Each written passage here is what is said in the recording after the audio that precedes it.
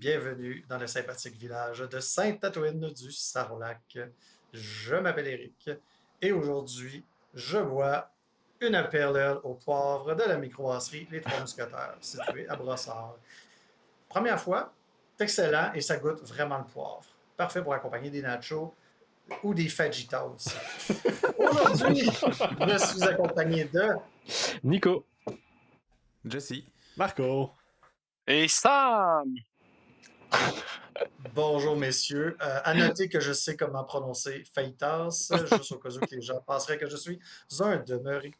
Un vrai habitant. Aujourd'hui, Oh là là. ouais, c'est ça. Comme quelqu'un qui arrive d'un bar et est comme, va te prendre un mojito, s'il te plaît. Non, fais pas ça. Fais pas ça. Aujourd'hui, on a plein de choses à discuter ensemble. Bien entendu, on va commencer par la sélection de notre duel des champions. On va voir la section Pimp ma liste. Nico a un coup de gueule aujourd'hui pour nous. Il va nous en parler avec rage plus tard. On va voir la section explication du plan de jeu. Votre honorable et humble animateur va vous présenter comment gagner avec des canons laser FD. On a la section 1C jouable. On va analyser les supports de l'Empire. On a le retour de la section question de Richard. Alors, et on va terminer avec je fais les règles à présent. Alors, on va commencer sans plus attendre par déterminer qui sera la J'espère que ça va être personne. Jesse. Je pense que c'est le seul qui l'a pas Ouais, fait ça fait encore. longtemps Là. qu'on l'a pas vu, là.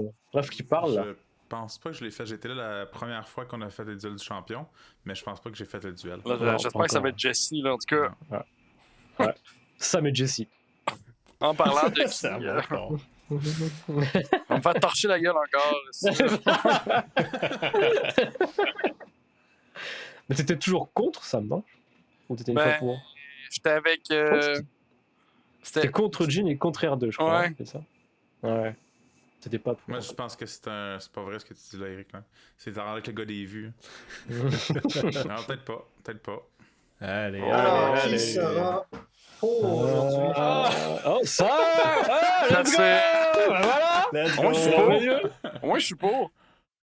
Il y a eu un break, une fois. Allez, Jesse, là. Qui va affronter Sam? Ah oui, ah oui, ah oui, Oh, ah oui, Jesse! yes! Allez! Parfait! Classique. Let's go! Ça va être beau, ça. Let's go! Non, mais juste, c'est pas rendu avec le gars des vues, là, juste que vous sachiez. Là. On le fait en direct, sans filet. Je peux pas arranger ça. Là. C'est beaucoup d'unités, ça. Oh. Il en reste juste 113. On va parler de.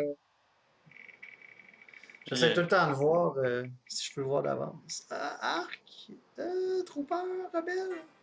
Oh, Rebelle j'ai réparé ça, moi, j'ai réparé ça, j'aurais dû le dire. Moi, je suis pour, tout est contre. Hein, c'est merveilleux. Facile, ça. Il suck. Excellent. On a eu quoi? On a eu beaucoup de core à date. Pas beaucoup de core, beaucoup d'héros quand même à date. Ouais. Ouais. Donc, faire du bien de Ah, faire c'est de quoi notre de premier différent. On a eu des véhicules, mais là, je pense que c'est notre premier vrai core. C'est le fun. Ouais. Puis, tu sais, ça va être intéressant. Il y a 3 corps disponibles dans la rébellion. On va voir ce que nos amis en pensent. On va voir si ça va être sérieux ou ça va juste être des sophismes et des attaques personnelles. C'est comme FX. Mais c'est juste le rebelle trooper qu'on parle. Ok. Ouais. Ok. Oui. Ouais. Ouf, je m'avais stressé. Il fallait pas qu'on parle des trois. Tu sais, celui qui a Agile 1, Nimble. Ah ouais. Je sais que t'es devenu un impérial, là. T'as peut-être oublié tes classes. Ouais, mais c'est pas très bon. Ah non, c'est très bon, très bon, très bon. C'est vrai, je suis pas habitué. Je suis pas habitué. Excellent. Ben, on va continuer avec la section Pimp ma liste. Je vais laisser Nicolas présenter notre demande du jeu. Parfait. On va sharer tout ça. Est-ce que vous voyez bien le petit écran? Parfait. Donc c'est Léo, notre cher Léo, qui nous envoie une liste clone. Donc c'est 9 activations. Il joue Cody avec Improvise, Rex avec Recall Intel, un Clone Trooper Infanterie avec le Medic et Shotgun, un autre avec Ahsoka Shotgun et Spécialiste, un troisième avec Boyle et la Z6, le Com Technician, donc celui qui donne le stand-by, c'est un ordre. Il a Overwatch en plus. Écorce d'une Strike Team, un Arc Trooper avec Medic, la plateforme clone avec le Beam, et enfin il a le Saber Tank avec le Clone Shock Trooper en pilote, la Beam et Link Targeting Array. Donc 9 activations déjà, je trouve ça tough en clone si t'as pas Bad Batch ou Anakin pour vite clairer des unités. Il est Ahsoka, certes, mais le tank aussi, mais... Il n'y a pas de gros squad. À 9, on s'attendrait au moins à un gros squad, mettons. C'est ça, t'attends un gros truc qui va détruire des activations en face, et là... Ouais, il y a un point de loss, puis je vois un upgrade à 4 points, puis il n'y a pas Prepare Supply sur Ahsoka. C'est vrai. Bah, il faudra qu'il enlève 4-4-4. Mais t'enlèveras pas Overwatch avec... Tu veux pas ça, si tu joues le technicien Overwatch, c'est super bon avec. Ça fait du sens. C'est ça. T'enlèves Boyle dans ce temps-là. Ouais. Mais je pense qu'il veut garder Boyle. Ah oui, d'ailleurs, on ne l'a pas précisé. Il veut pas de Jedi dans sa liste et il veut garder le tank. Donc on va garder ça en tête. C'est un Jedi? C'est vrai, un commandant Jedi, pardon, je précise. Oui, okay. Je trouve que les deux médics font cher pour une liste qui n'a pas comme un gros héros que tu essaies de garder en vie. Ouais, c'est ça. C'est bien dit, ça. Et justement, je crois que je les ai enlevés. Moi, j'ai plus grand chose après. Ouais, ok. Je suis monté à 10, moi, parce que je pense que c'est important chez les clones. J'ai gardé quand même le gros de sa liste. Donc, Cody Improvise, Rex avec Recon Intel. J'ai mis Igir parce que j'avais les points. J'ai un clone tout nu, juste pour des tokens aux copains. J'ai gardé Ahsoka dans les clones avec le shotgun, mais j'ai enlevé le spécialiste. Pareil, je trouve ça cher quand même. Mais bon, je peux comprendre que tu l'aies. Boyle, pareil, même équipement. Cette fois, j'ai mis... En fait, j'ai enlevé la plateforme. Clone. Je sais, je l'ai mis beaucoup, mais pour monter de points d'activation, il fallait que j'enlève des trucs. Donc j'ai mis 2 arcs avec Into the Fray. J'ai mis 2 barques avec RPS, Strike and Fade, et le Saber Tank, c'est les mêmes, sauf que j'ai mis Armor Piercing Shells pour avoir plus d'impact. Donc c'est ça, 10 activations. J'ai pas encore joué les barques, mais je pense que dans ces là ça fit bien. Il y a beaucoup d'impact, et je pense qu'il peut... Je pense que le barque, c'est le seul speeder qui tire à 4 de mémoire. Il peut les garder tour 1, 2, peut-être 3, loin, juste tirer aux roquettes. Et dernier tour, tu peux foncer sans 3 Warper qui meurent. Aussi, j'ai juste changé dans les cartes de commandement, il avait la... Je sais plus qu'est-ce qu'il avait, attends. 3, il avait la 3 de Rex. Et dans ces là j'ai préféré avoir la 3 de Cody pour avoir plein d'ordres sur les véhicules. Plein de mouvements aussi. Un mouvement, si tu réfléchis bien ton truc. Un gros aussi. Un gros aussi, effectivement. C'est ça. C'est quoi la première carte que tu joues? Bah, soit le full contrôle d'ordre, soit tu fais juste comme d'hab le standing order. Ok. Mais après, Strike and Fade sur les barques qui vont à Speed 2, c'est-tu vraiment worth it? Oh, ouais. À voir, hein? Strike and Fade, je pense que c'est toujours bon pour de vrai. Moi, juste pour se repositionner. C'est bon pour tous les trucs qui vont à 3. 2, j'ai l'impression que tu vas juste pas aller assez loin. Moi j'ai envie de dire, n'importe quel speeder, des fois, t'auras pas le choix, t'auras besoin de faire tes 3 mouvements pour aller toucher un objectif. Puis si t'as Strike and Fade pour être capable d'avoir un tir gratuit au travers de tes 3 mouvements, ils peuvent valoir ces 5 points. Oui, c'est une action de plus. Une action pour 5 points, je trouve ça rentable. Ça a quand même une grosse base, mais une plus grosse base qu'un speeder habituel. Moi, je pense que c'est pertinent. Puis si t'as la chance de recover, c'est 2 actions dans ta partie. Oui. Potentiellement. Je pense pas que tu vas recover. Je considère que tu vas jamais recover, mais oui. Un autre si. Non, mais je suis assez d'accord avec toi. C'est rare, tu vas recover. Ouais. Les clones n'ont pas de carte de commandement qui pourrait leur donner des free recover. Non. Nope. Pas que je connaisse, non. Non. Puis Yoda, il peut même pas guidance les véhicules pour les faire recover. C'est vrai. Bon, parce que j'ai pensé à ça. Parce qu'en parlant de speeder, tu sais, j'ai joué contre Yvon avec ces 3 stats. Puis je trouve ça intéressant, Strike and Fade avec ça, parce que c'est une liste qui va aller te donner des recovers justement pour regagner leur HQ uplink, puis en même temps ça leur redonne Strike and Fade. Puis ça, je trouve que ça vaut vraiment la peine. Mais ouais, belle liste. Moi j'aime ça. Les bacs, c'est cool. Je pense que c'est mon speeder préféré. Ça soit en rouge. Le plus résistant des speeders, tu sais. Tu perds pas d'efficiency en prenant du dégât comme les autres speeders à 2 modèles. Ou dès que tu perds un modèle, ben, tu perds la moitié de tes dés. C'est intéressant parce qu'il fait pas peur à ton adversaire. Tu sais, vu qu'il va attaquer, si tu l'équipes pas, il va attaquer juste avec 4 dés, avec son arsenal. Il n'y a pas de keyword particulier. Fait que ton adversaire va être comme, c'est pas lui qui va me détruire. Fait que, mais s'il s'en occupe pas, ça gosse. Il est plus résilient. Non, c'est effectivement. Moi, je me suis amusé également à suggérer des choses pour Léo. Comme Nicolas, je trouvais que 9 activations c'était rough et qu'il y avait beaucoup de points dans les upgrades que j'étais comme pas sûr que ça vaut la peine. Mais moi, je suis allé pas mal plus champ gauche parce que moi, je joue pas méta comme notre champion.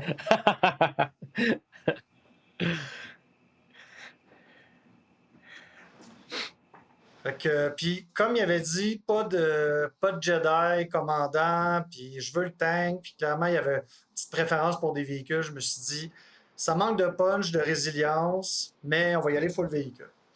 Fait que, comme Nico, j'ai monté ça à 10 activations en enlevant beaucoup d'upgrades. On a gardé clone commandant Cody, Capitaine Rex. J'ai rentré la Bad Batch parce que la Bad Batch, ça s'explique tout seul. Ça fait tout, ça. Ça punch, ça survit contre des Jedi, ça a des trucs. C'est vraiment le fun. Mais par contre, ça coûte cher. Fait que là, il faut faire des choix. Donc, moi, j'ai mis 3 Clone Trooper Infantry avec l'ingénieur. Je viens de m'en acheter une pour la première fois de ma vie, puis je trouve cool la figurine. Fait que je pense qu'il faut le mettre partout. Et quand tu peux guérir des véhicules qui se défendent en rouge, je trouve ça pertinent. Puis c'est un gars qui attaque. Fait que pour 17 points, c'est moins pire qu'un guérisseur à. Il est quoi, 22 points là? 20. Hey, 3 points de moins. Toujours ça de prix. Un Arc Trooper tout nu parce que pas d'argent pour le pimper. Un Bark Speeder avec le Ion Gunner parce que j'adore les ions, j'ai dit souvent à ce micro. Strike and Fade, moi aussi j'y crois. Le Saber Tank avec le Clone Shock Trooper parce que, comme Jessica a souvent dit, des Surge, c'est super. Et la plateforme parce que plateforme aussi c'est cool. Twin Beam Cannon. Fait que on est ailleurs, on est full véhicule, tir de distance. Ce que je voulais pimper un peu plus le tank, je voulais rajouter des affaires, mais je trouvais ça trop dur de couper. C'est sûr qu'on pourrait faire des petits choix éditoriaux, là, qui est fine, on pourrait enlever des ingénieurs. Là. Mais moi, je trouve ça intéressant parce que le tank tout seul, son arme de base, c'est quand même 6D. Puis si tu le mets qu'il n'est pas trop fort, j'ai l'impression aussi que tes adversaires vont peut-être y penser à 2 fois en voulant le sortir au début. Ça va faire moins mal s'ils te le sortent. Puis là, tu as la Bad Batch qui gosse. Puis c'est toujours le fun d'avoir un scouting party sur Cody, la Bad Batch et tout ça. Puis la plateforme, c'est super mobile, ça va vite. Twin Beam Cannon, ça tire loin. Fait que moi, je suggérerais ça aussi à Léo si jamais il veut faire quelque chose un peu différent. Je pense quand même que la liste à Nico est meilleure. Mais ça pourrait être vraiment amusant. Ça fait quand même mal le tank à 160 points qui juste un double rainbow. Tu dis qu'il va pas mourir, c'est vrai, parce que le monde va pas vouloir tirer dessus, mais en plus, tu as mis des ingénieurs pour être sûr que personne ne veut le tirer dessus. Mais ce qui est le fun avec le Saber Tank, comme tous les véhicules en fait, c'est que tu veux te faire tirer dessus un peu pour stocker les dégâts. Stocker. En tout cas, pas stocker, vous comprenez? Pour manger un peu les dégâts pour les autres, justement. C'est pour ça, si tu mets trop de choses pour pas tenter l'adversaire de tirer sur ton tank, tu vas peut-être être déçu justement parce qu'il va pas rentabiliser ses points. Mais c'est juste ça, les ingénieurs. Parce que j'ai essayé des trucs similaires là, avec 2 bus là, quand je jouais Rebelle. Puis quand tu as trop de réparateurs, trop de choses, le monde ne tire jamais sur tes bus, puis tu veux que le monde tire un peu sur tes bus, un peu, tu sais, puis tout. Ouais. Ouais, ben là, c'est sûr que dans cette version-là, il n'y a pas juste le tank, tu as une plateforme, tu as un bar, tu as des choses à réparer, puis on s'entend, là, tu peux enlever un ingénieur, puis 17 points, ça te permet de mettre des choses sur le tank. Comme je pense que je commencerais juste ce que tu viens de dire, j'enlèverais un ingénieur pour de vrai, puis j'ajouterais un peu plus de punch au tank, puis déjà là, cette liste-là, je la trouverais vraiment bien. Par contre... Je viens d'avoir la pan.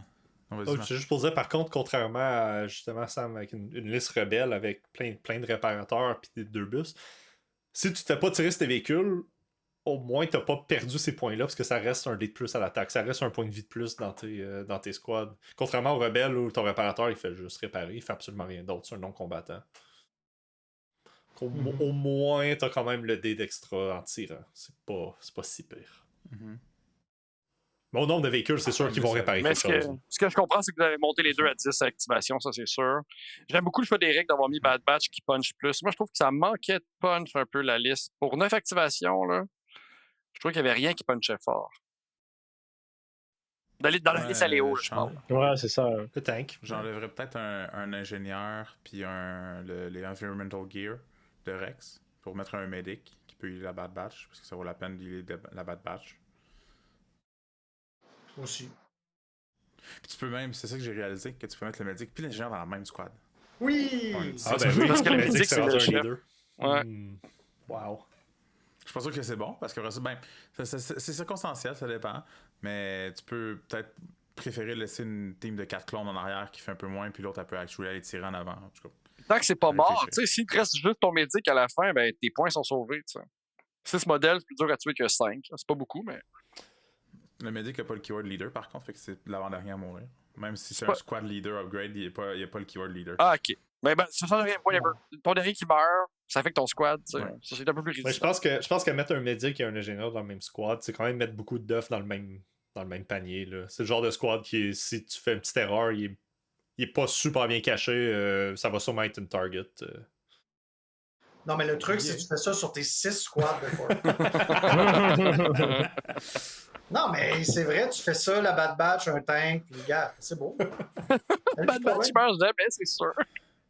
Ton tank avec 15 points de vie, ta Bad Batch avec 16. 7 points de vie, ouais, ça meurt plus. Ouais, c'est ça. Puis t'as 6 corps qui ont 6 bonhommes, 6 points de vie, 6 coups d'attaque. Moi, je suis sûr que ça se fait. Boy. C'est beaucoup de clones. Bon, je reviendrai dans un autre épisode, là, je vais essayer de concocter quelque chose. Fait que c'était nos suggestions pour Léo. Alors, comme d'habitude, on l'invite à se tester ça et à nous écrire pour nous dire qu'est-ce qu'il a le plus aimé. Dernière petite chose que j'ai vue sur la liste à Nico, je sais pas si c'est juste moi personnellement avec mon expérience, là, j'ai très rarement vu ça, mais des arcs avec Into the Fray, je trouve ça très cool. C'est l'option la moins chère qu'on a. Mais ça me semble que c'est un classique, là. Moi, j'ai jamais joué contre personne qui avait ça sur ses arcs. Ça m'est jamais arrivé. C'est pas ça quelque chose que je vois régulièrement. Nico a toujours ça, il des clones, des arcs. Non, mais c'est vrai que t'as l'un ou l'autre. J'en ai vu beaucoup avec ça, avec... ça dépend si les gens ont les points, ça dépend s'ils mettent 3 arcs, puis ils sont pas capables de trouver 12 points parce qu'ils mettent d'autres choses. M2 de Free puis de la grenade, ça me semble... La grenade, je l'ai souvent vu, mais ouais, Into the Fray, je sais pas. C'est peut-être juste mon expérience personnelle. Mais... Même si c'est un autre podcast qui dit que la grenade pour les arcs, c'est inutile. Là. Je suis pas d'accord avec eux. Mais... Je suis pas d'accord non plus. Ben non, tu prends là, on parle de la grenade qui rajoute des critiques. Oui. Ah non, moi, c'est la grenade Impact. Ouais, Impact. Ah, ok. Tu peux charger avec, tu sais, puis ça va t'assurer un 4 hits sur des tanks, sur des véhicules. Ouais. Bon, non, c'est excellent sur une unité comme ça. Mais moi, je me disais même que celle qui donne Critical 1, c'est bon aussi dans la mesure où tu es souvent dans l'action à range 1, puis remplacer 2 noirs par un rouge, puis là, surger à l'attaque, ça peut être bon aussi. Mais oui, clairement. C'est pas bête non plus, c'est vrai, c'est pas bête. Mais celle-là, tu n'utilises pas en main. Ça, c'est le petit problème. Les arcs qui chargent 99% du temps. Non, pas 99%. Moi, je dirais 80% du temps. Ok, je suis d'accord avec toi. Wow, j'ai pas eu à me défendre. C'est le mondial des champions.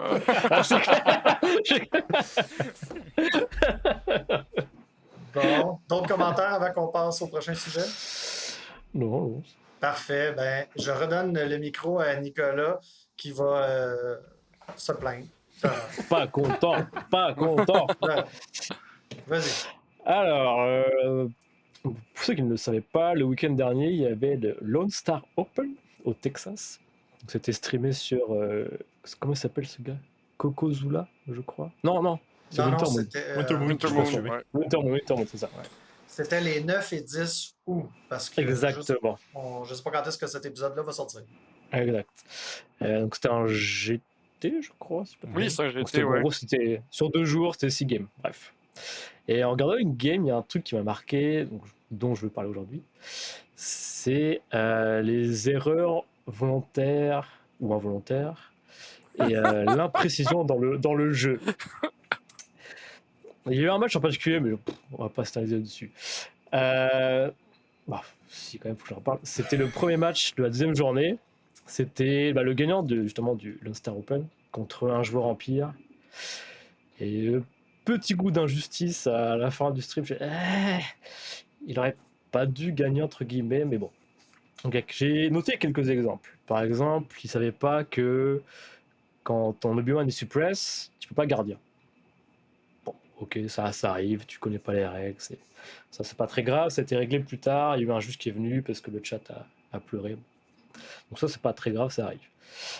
Ce qui m'a plus fait chier, c'est que fin de tour 2, son Vader charge la Bad Batch, et je vais close the pocket, et toute la boule clone était vraiment Bad Batch, Cody, quoi. Tout le monde était là, et il joue Master of Evil, tour 2. Donc 3 suppressions sur tout le monde, c'est génial, ils vont tous parler une action, l'Empire va monter, enfin, ça aurait bien aller. Il joue son Vader, il tape Bad Batch, je crois, il fait ses dégâts, blablabla, et tout de suite après, le joueur clone, il fait ok, je bouge, j'attaque. Il roule pas ses suppressions. Donc déjà, c'est fait chier. Ça l'a coûté 5 snow au joueur Empire, parce qu'il a pas réussi ses suppressions. Et tu dis, bon, ça peut arriver, t'as le plan de jeu, tu fais ok, il faut que je fasse ça pour m'en sortir. Mais le truc, c'est que sur le stream, tu vois qu'après, qu'il met son jeton activé, il regarde, il met suppression, il cherche, il met sur le token qui vient activer. Donc il a vu qu'il n'a pas réussi suppression. Ça, pareil, le même round, à la fin du round, il a enlevé plus de suppression qu'il aurait dû. Peut-être qu'il s'est trompé, c'est le bordel avec la boule clone, volontaire ou désorganisé, je sais pas. Une attaque où il a roulé un dé de défense en moins, des surges qu'il a pris qui n'auraient pas dû être là. Plein de petits trucs comme ça. Des triches typiques de clones, là, on donne dire. Bah, c'est ça un peu. Soit il est très désorganisé, soit bref. Mais ouais, plein de petites erreurs qui, mises bout à bout, fait beaucoup sur une game. Donc, ce que je voulais dire, c'est que c'est rare de faire une partie parfaite dans les jeux. T'as toujours des petits problèmes de règles, t'es un peu perdu dans le machin. Donc ouais, les suppressions, ça t'arrive de les mélanger, les search chez les clones, j'ai oublié d'enlever ça, machin. Ça réapparaît, ça disparaît. Donc pour avoir un jeu aussi propre et juste que possible, c'est super important que les deux joueurs soient attentifs à ce que l'un et l'autre fait. Il faut que le jeu se joue à deux. C'est pas genre juste, je joue mon jeu, je fais pas trop gaffe à ce que tu fais, puis on verra bien ce qui va se passer après. Il faut vraiment que vous fassiez gaffe à ça. Donc faut surtout pas hésiter à demander l'état du jeu. Genre, ton unité a combien de suppression? Est-ce que c'est bien ces tokens-là, cette unité-là? Est-ce que tu as pensé à faire ton rallye? Qu'est-ce qui te reste à activer? Est-ce que tu as bien mis les suppressions sur l'unité que j'ai shootée? Plein de petits trucs cons comme ça, mais qui comptent vraiment. Faut pas être gêné de rappeler à l'adversaire. Ouais, c'est ça. Moi, je suis un joueur Empire maintenant. J'adore dire ça. Ouais, c'est ça. Quand tu mets de la suppression à l'adversaire, des fois, ils vont oublier de rouler la suppression, etc. Tu te dis, non, roule la suppression, là, je viens de te faire l'étoile de la mort, tu es supposé avoir de la suppression. Quand tu tiens que tu as suppressif et qu'il n'est pas fait gaffe, il met juste une suppression. Ah non, j'ai suppressif, tu lui redis, c'est pas très grave. Mais oui, autre point, c'est quand par exemple un joueur vous dit je finis ma cohésion, t'inquiète pas, fais ce que tu as à faire. Non. Sur le papier, je comprends, ça pose pas de problème, c'est chill, machin. Mais demain, il va vous demander ce que vous avez fait. Ça revient même au final. Il faut quand même attendre qu'il finisse sa cohésion. Et de deux, ça se peut que il soit rendu à un endroit que vous ne pensiez pas qu'il allait aller. Par exemple, j'ai calculé, normalement tu te rends pas à tel endroit, mais tu fais pas gaffe. Et là, t'as aucun moyen de vérifier. Parce que t'as pas checké avec lui ce qu'il faisait. Donc, je dis pas non plus de fliquer chaque mouvement, mais jouer ensemble, quoi. Pour répondre à ça aussi, je dirais des fois, tu peux ne même pas regarder exactement le mouvement qu'il fait, mais juste d'être attentif.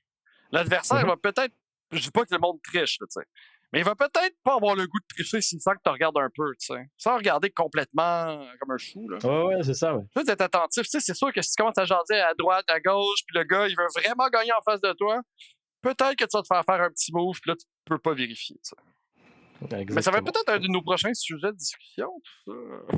De toute façon, qu'est-ce que tu vas faire d'autre que de regarder ce que ton adversaire fait pendant que tu joues à un jeu 1 contre lui pendant 2 heures? Boire une bière. Tu vas regarder tes cartes, regarder tes tokens, regarder tes machins. Il y a plein de moyens de ne pas regarder ce que le gars fait. Je disais quoi, blablabla. Oui. Regardez ce que l'adversaire fait. Il y a des fois, tous les joueurs ne sont pas aussi précis. Il y a des gens qui vont mettre à peine l'encoche dans le leader, puis il va bouger après, vite fait comme ça. Il y en a d'autres qui vont gratter un peu plus de terrain en pliant le mouvement, mais au final, normalement, il n'a pas le droit. Enfin, plein de choses comme ça qui font que ça devient très très imprécis. Ouais, tout ça pour dire que... Oui, vas-y, t'as dire quoi? C'est un jeu, pour les mouvements, c'est toujours le truc. Tu sais, pour moi, il y a plein de petites triches qu'on peut voir à droite et à gauche, mais le mouvement, c'est toujours le truc le plus dur à vérifier. Ouais, en général, il faut que tu fasses confiance à l'adversaire parce que le jeu, c'est un jeu de figurines, tout bouge. Les décors bougent, les figurines bougent, ta réglette bouge, le gars peut être stressé, le gars il accroche de quoi, le gars il a bu de 4 bières, il est un peu sous. Ça arrive tout ça, tu sais. Puis je pense que c'est ça que les mouvements, des fois, comme la précision, faut que tu sois assez relax là-dessus, tu sais. Peut-être pas en finale, dernière game, genre tournoi streaming. Mais si tu peux poser ta réglette au sol, sur le socle et faire le vrai mouvement, fais-le. Fais pas genre au-dessus la moitié à l'arrache. Surtout qu'avec la dernière version des règles, maintenant, tu peux déplacer toutes tes miniatures, comme les tasser du chemin, puis bouger que ton leader. En plus, ouais. Avant tu pouvais pas. Tu pouvais avoir un autre de tes miniatures qui était dans le chemin, il fallait pas que tu bouges. Mais là, maintenant, c'est comme, tu peux bouger ton squad au complet, tes tasses, tu gardes juste ton leader, puis tu fais le maximum de place pour mettre ta réglette au sol. Donc, y a pas... À moins que tu aies une boule de clone, puis que tu as plein de choses dans le chemin. Ouais, souvent, surtout en début de partie, ça va être assez simple de mettre ta réglette au sol, puis d'être assez précis. Exact. Donc ouais, tout ça pour dire, pour avoir une game la plus juste possible, jouez le jeu à 2. C'est vraiment important. Restez pas concentrés sur votre game, ne regardez pas vos cartes, vos trucs machin. Suivez la game. Soyez bienveillants, soyez pas un connard non plus. Posez des questions, c'est important d'être bienveillant. Ouais, c'est ça. Si vous connaissez pas Unité, une carte de commandement, posez des questions. Aidez votre adversaire pour le mouvement par exemple, pour le range, machin, toujours. S'il oublie les tokens, pareil, rappelez-lui. C'est important parce que vous dites, même si je dis pas, non, cherche pas, dis-lui parce que ça peut être important à un moment, genre, j'ai oublié de retenue sur mon Magna, il faut que je l'active maintenant. J'aimerais bien un aim. Combien de fois je rappelle à des gens, oublie pas de faire ton rallye. Puis je sais que des fois, les gens me trouvent fatigant. Puis je sais que des fois, ton unité, là, elle a assez de courage que ça ne changera rien, elle ne peut pas être suppresse. Mais ça se peut que tu l'oublies. Fais les choses dans l'ordre. Fais ton rallye, tu n'enlèves pas, tu passes à d'autres choses. Comme ça, 2 tours, 2 activations plus tard. J'aurais-tu dû enlever ça? Ouais. Puis là, bien entendu, prenez ça avec un grain de sel. Là, nous, on fait un podcast pour aider les gens, surtout dans le compétitif. Si vous jouez à la maison entre amis en jouant des shooters de tequila, tout ça n'importe peu. Là, oui, non, oui. Mais oui, dans une scène, dans des tournois, tout ça, je suis bien d'accord avec Nico. Puis d'ailleurs, on a vu une autre scène de possible triche dans un autre. Moi, je ne voulais pas en parler, mais vas-y, go! On a la chance de jouer dans des communautés où c'est rarissime des cas comme ça, puis que c'est très Kumbaya My Love. Mais à un moment donné, si on voit des choses qui n'ont pas d'allure, il faut en parler. On ne lynchera pas personne sur la place publique, mais il faut rappeler aux gens que malheureusement, des gens mal intentionnés, ça peut exister. Il faut juste rester vigilant. Puis agir si on apprend que quelqu'un a triché. Puis je sais juste pas c'était dans quel tournoi. Je sais plus. C'est le dernier qui était streamé avant celui-là. On dit-tu le podcast? C'est Imperial Godfish. On le dit. Imperial Godfish, ouais. C'est ça. C'est un de ceux-là. Puis on voit 2 joueurs là, qui sont à la phase de jouer leur carte de commandement. C'est beau. Et ils posent leur carte. Un des 2 joueurs révèle sa carte. Le deuxième révèle sa carte en même temps, mais l'enlève immédiatement et en joue une autre de sa main.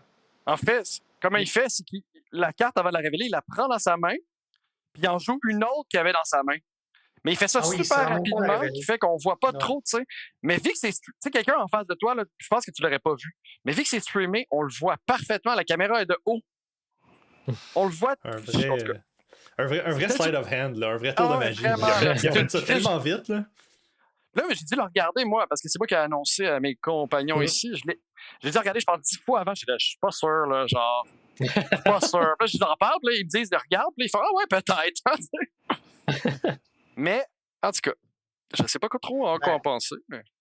Comme, moi, selon moi, c'est 95% de la triche, dans la mesure où, on le voit sur le stream, là, tout de suite après le coup, les joueurs enchaînent sur leur partie. Il n'y a aucune discussion, donc il n'y a aucune possibilité de hey, je voulais jouer ça, je m'excuse, c'est clairement mon plan de jeu, j'ai juste trompé de carte. Tu sais, ça nous est tout arrivé, ce genre d'affaire-là. Mais il n'y a pas ça. Là, tu sais. Fait que son adversaire n'a clairement pas vu le move. Puis on le voit là, sur vidéo, la personne, elle a vu la carte révélée, puis elle en joue une autre. Fait que moi, je verrais ça après coup, là, dans un tournoi que j'organise. Moi, cette personne-là est disqualifiée. c'est le genre de choses que. Pour moi, les cartes de commandement, tu la déposes sur la table. Quand les deux l'ont sur la table, tu la flippes. Tu n'as pas tes autres cartes dans tes mains. Moi, ce que je fais à chaque fois quand je suis prêt, je tape ma carte parce que j'ai joué au poker une couple de fois. Puis je tape ma carte. Pour moi, quand je tape ma carte, ça veut dire que je bouge plus, je touche plus. Là, ouais. Mais c'était une belle triche, en tout cas. Pour de vrai, j'ai été. Le gars a bien fait ça. Mais je au monde de ne pas faire ça vraiment, pour autant. Ouais, c'est ça. Non, mais moi, j'étais impressionné à quel point le gars, il n'est pas gêné de faire en stream en plus. Il pense pas qu'il y a du monde qui va regarder, genre. Ça veut dire que le gars, il fait souvent, là. Moi, une triche de même, c'est une triche régulière, là. En tout cas, je sais pas, là. Moi, ça fait pas... Au bûcher! Non, pas au bûcher. Non, mais moi, je pense que ce gars-là, il mérite d'être banni pour cet événement-là. Tu sais, je sais pas, il a fini combien, peut-être 2e ou whatever. Tu sais. Je pense que cet événement-là, pour moi, je l'aurais disqualifié. Après ça, évidemment, s'il y avait un autre tournoi, tu te dis, man, tu vas être watché, là, tu sais. Ouais. Ben, vous voyez, à la 2e édition du Saint-Laurent Open, c'était dans une partie de... je suis plus sûr si c'était Armada ou X-Wing, mais il y avait... c'était X-Wing. Il y avait un stream de X-Wing à cette édition-là. Puis ils se sont rendus compte qu'il y avait quelqu'un qui avait triché. Dernière partie de la finale. Puis c'est lui qui avait gagné. Ben, ils ont rétroagi, puis ils ont donné la victoire à son adversaire parce que c'était... Tu le voyais, là... aucun doute possible. Là. Clairement, je pense qu'il rajoutait des jetons, quelque chose comme ça. Là. Puis la personne a été bannie de l'événement pour une édition. Je trouve ça raisonnable. Ils ont annulé sa victoire, puis ils l'ont banni pour. Pour moi, c'est raisonnable quand même. Maintenant, c'est comme la prison. Tu as fait ton temps, tu reviens dans la société, c'est correct. Il y a une différence en ayant gagné parce que tu as fait une erreur, que tu ne savais pas, ton opponent non plus ne savait pas. C'est une erreur, ça arrive. Mais si tu fais soit plusieurs fois la même erreur, puis tu te le fais dire, puis tu continues à faire la même erreur, à ce point-là, c'est sûrement volontaire. Ou en trichant, littéralement en trichant, puis en le faisant à répétition, c'est pas... Ouais. C'est comme, je me souviens, j'étais sûr que tu allais parler de la personne qui avait 95 points dans sa liste au Saint-Laurent de 2 ans, justement, aussi. Ouais, ça, on avait déterminé que c'était pas de la triche, c'était un oubli. Puis, mais la personne a quand même, on a arrêté de le faire jouer, puis il s'est pas signé. On a passé un autre appel, mais on l'a effectivement disqualifié parce que sa liste était plus légale, mais... Sam, ça m'intéresse des slide events comme ça de cartes. Là. Je t'enverrai une compilation des pro tours de Magic qui sont en stream. C'est sûr qu'à Magic, il y en a. Là. Ah, c'est une scène. Là. C'est sûr qu'à Magic, il y en a. Genre... Ça n'a pas rapport. Bon, eux, là, quand ils se font pogner, là, ils devraient brûler leur deck. Violent. Wow. Ah non, mais écoute, moi, là... Ton deck avec tes Black Lotus, là, non, poubelle, on brûle ça. On brûle ça. Non, pas d'affaire de même. Là. C'est bon. Ça, on pourrait parler longtemps. Ah oui. Mais ça pourrait peut-être être nos prochains sujets. Là. J'en ai déjà parlé avec mes compagnons. Peut-être de discuter par rapport à ça. Mais bon, on en a déjà parlé un peu, mais en tout cas. On reviendra peut-être, chers téléspectateurs, là-dessus à un moment donné. Est-ce qu'on avait d'autres commentaires sur les gens qui trichent? Non. Ça pue. Rappelez-vous que c'est un jeu co-op pétitif. Mais pas on a juste besoin de ceux qui trichent si on a besoin de Get Good. Moi, je dis souvent... On n'a rien à gagner pour de vrai. En plus, il n'y a pas d'argent, il n'y a rien. Moi, je dis souvent, tu sais, que tu joues pas avec un adversaire, tu joues avec une autre personne, c'est une autre personne en face de toi qui n'est pas ton adversaire. On joue à deux à ce jeu-là, en réalité. Puis si vraiment tu te fais une réputation de tricheur, ben, plus personne va vouloir jouer avec toi. Là. Puis tu vas jouer tout seul chez vous avec tes miniatures peintes. En tout cas. Ouais, c'est ça.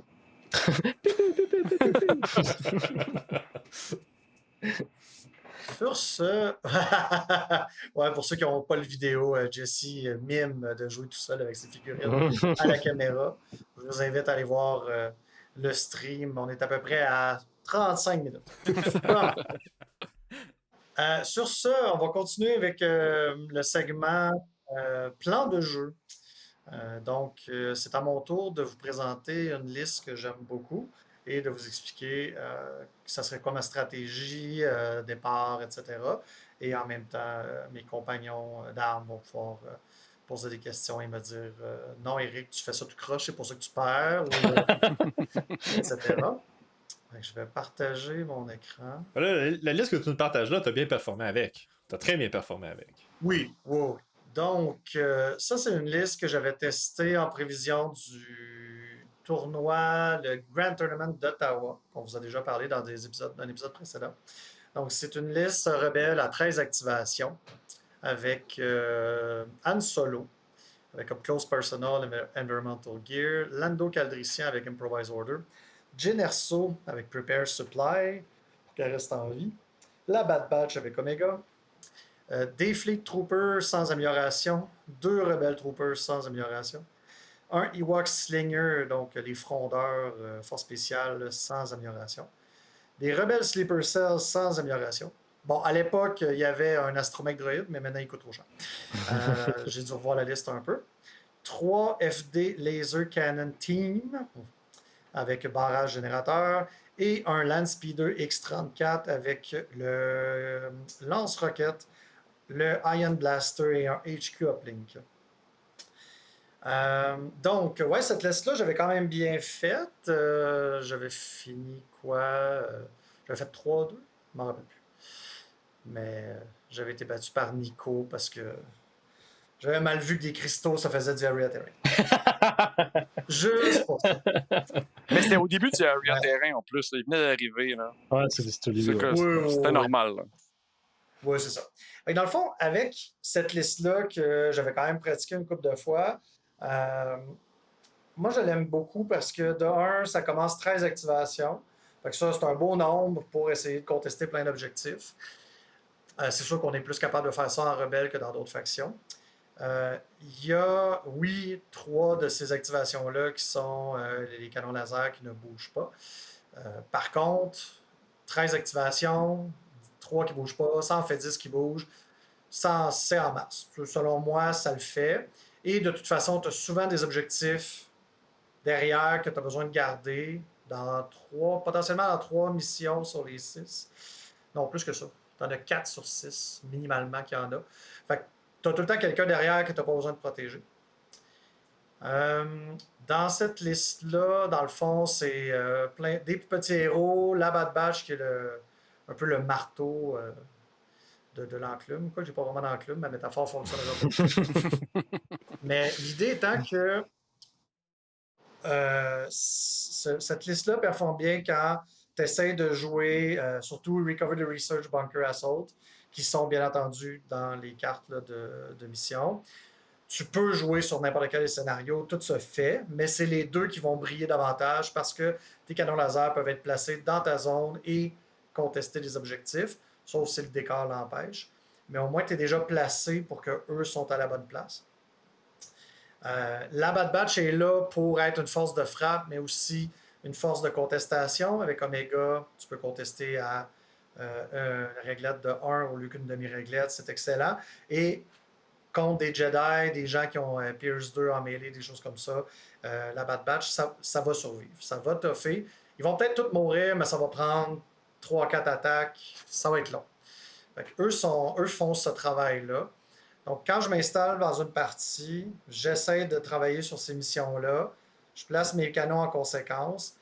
Le Land Speeder a HQ Uplink pour être sûr qu'au tour 1, il y a un ordre parce que tu veux le plus tard possible. Sinon, il peut se faire sortir rapidement.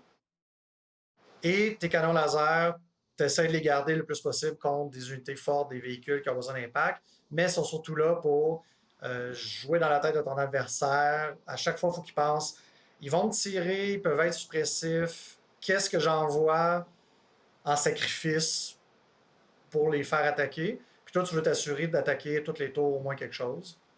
Bien entendu, tu as plein de fillers. Là. Moi, j'ai mis 2 Rebel Troopers puis un Fleet parce que j'aime ça avoir un peu de variance, mais ça, c'est des choix éditoriaux. Quelqu'un pourrait jouer 3 Fleet, 3 Rebel Troopers. Moi, là-dessus, ça ne change pas grand-chose.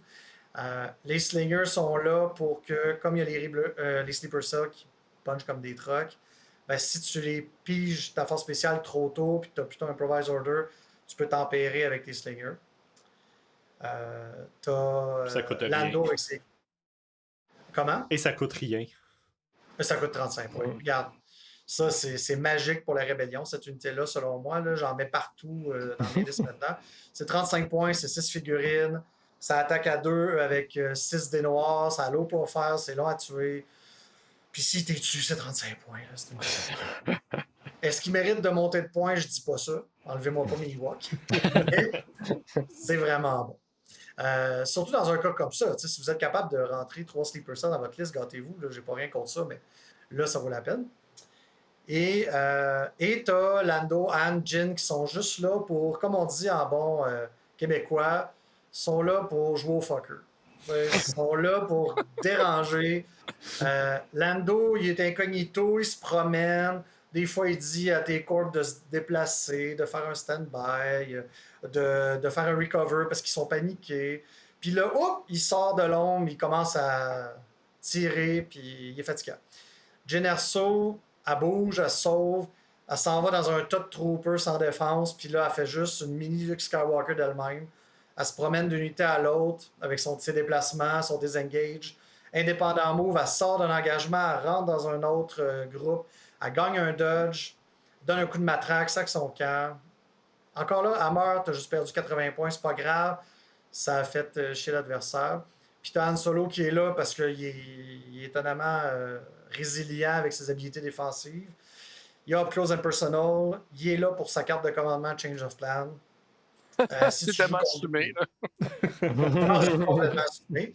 Puis, mon dernier point, c'est qu'il est parfait contre des gens qui jouent avec beaucoup de troopers, qui sont bien tanky, comme des clones de l'Empire. Ben, c'est tout le temps glorieux de tuer 4 figurines avec ton Pierce 2. Puis encore là, lui aussi, au pire, s'il meurt, ben, ça aura pris plusieurs attaques ou beaucoup de malchance. Puis dans cette armée-là, il vaut 110 points. C'est pas lui à lui tout seul qui fait ta game. Fait que voilà. Fait que ça, c'est la liste. Moi, ce que je fais tour 1, à cause que j'ai Jyn, je joue Rebellions are built on hope. Ça, c'est sa 3 pipes qui donne des ordres à 3 troopers. Je les donne à mes canons laser. Là, vous allez me dire, ben oui, mais c'est un peu ridicule. Cette carte-là est bonne plus tard pour augmenter la défense de tes unités. Mais moi, je vais m'assurer que le tour 1, mes canons ont tous des ordres pour pas que je les pige puis que je sois pris avec puis qu'ils n'ont pas de cible. Parce que ça, c'est insultant. Ils sont bons pour tirer quelqu'un. Et c'est pour ça qu'il y a un HQ uplink sur le X-34 Landspeeder pour s'assurer que ces 4-là ont un ordre dès le départ puis que je les joue au bon moment. En plus, c'est que cette carte-là, elle donne des habilités défensives à des troopers, puis nos canons laser, c'est des troopers. Combien de fois les gens qui ne sont pas habitués de les affronter me disent « C'est-tu un véhicule, cette affaire-là? » Moi, je ne croyais pas, mais il y a plein des gens qui vont demander ça. Je suis comme « C'est 2 gars à terre avec une soucoupe. » là. Mais non, regarde, les gens ne sont pas habitués.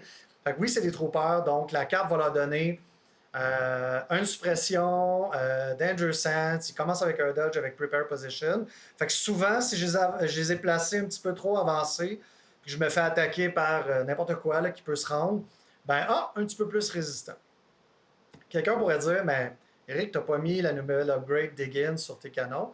J'aimerais bien ça, mais ça serait 18 points que je peux pas financer. Et de toute façon, c'est pas une liste qu'il faut absolument qu'ils survivent. Encore là, au pire, tu détruis un de mes canons, c'est 68 points, c'est vraiment pas grave. Tu n'as pas attaqué les bonnes personnes. Fait que ça ne me dérange pas. Puis le reste des cartes de commandement, c'est Change of Plan, les cartes de Lando et iRebel de Jyn, qui est tout le temps bien pratique pour donner des coups de matraque gratuits puis se déplacer. Les amateurs de la Bad Batch vont peut-être être étonnés de voir que je n'ai pas mis leur carte de commandement. parce que de un, j'ai pas envie de la jouer au premier tour. Et aussi souvent qu'au deuxième tour, je joue d'autres cartes qui sont des 1 pip, des 2 pips parce que je veux puncher à nouveau très rapidement. Comme Nico nous a souvent dit, la tactique, t'attends dernier pour puncher avec quelque chose de fort, comme par exemple un land speeder avec un gun AR, mais tu veux commencer le tour d'après avec quelque chose. Une 3 pips de Bad Batch tour 2, ça m'aide pas tant à ce niveau-là. Puis souvent, ma Bad Batch commence à se faire massacrer parce que je l'envoie dans le tas, puis elle perd des troupes. Fait que jouer cette carte-là au tour 3-4, ça donne plus grand-chose. Fait que moi, je l'ai pas mis. Change of Plan me sauve de bien plus de situations que ça. Fait que voilà, donc c'est un peu de tout. C'est ce que je voulais vous présenter aujourd'hui. Mais je pense que quand tu l'avais fait aussi ta liste, le Duggan n'existait pas. Alors c'est aussi pour ça que tu l'as pas. Oui, mais j'ai pensé en la retravaillant là, quand même. Et mettons que tu voudrais en mettre, moi j'en mettrais peut-être un sur un seulement. T'sais. Un Duggan sur un seul. Tu dis, lui, ce canon-là, je sais qu'il y a plus de chances d'être exposé, je vais le mettre à un endroit plus exposé. Je le mettrais pas sur les trois, ça coûterait cher, je trouve. T'sais. Mais sur un, tu sais que tu vas jouer en dernier, puis la personne, c'est la seule cible qu'il y a. Puis s'il tire dessus avec ton heavy cover, c'est comme pénible. Là, pour de vrai, c'est intéressant juste pour ça. Je ferais, ah ouais, que je le mets juste sur un, il est bien visible en avant. Vas-y, tire dessus, il y a Duggan. Le gars, il va être en face, il ne sera pas content. Là. D'ailleurs, ça me fait penser à des gens qui voudraient émuler cette liste-là. Un des pièges que j'ai appris avec le temps, c'est quand tu joues Recover the Research, oui, tu peux mettre potentiellement un canon qui conteste chacun des 3 points le plus de ton bord, mais celui qui est le plus à gauche de ton déploiement, c'est aussi celui qui va être le plus proche de ton adversaire, de sa zone. Celui-là, souvent, j'essaie de ne pas le mettre maintenant, qui conteste, je le mets plus proche des autres parce qu'il pouvait se faire détruire rapidement parce que l'adversaire se rend. Lui, effectivement, si je trouverais les points, je mettrais un dig-in dessus. Mais oui. Sinon, laissez faire ce point-là, à moins dépendamment de l'armée de votre adversaire. Là, si c'est juste des trucs qui attaquent à range 2, peut-être. Là. Mais sinon, mettez-le ailleurs, en hauteur, là, quelque chose qu'il va bien voir le champ de bataille, puis ça va être correct. Vous n'en avez pas de besoin.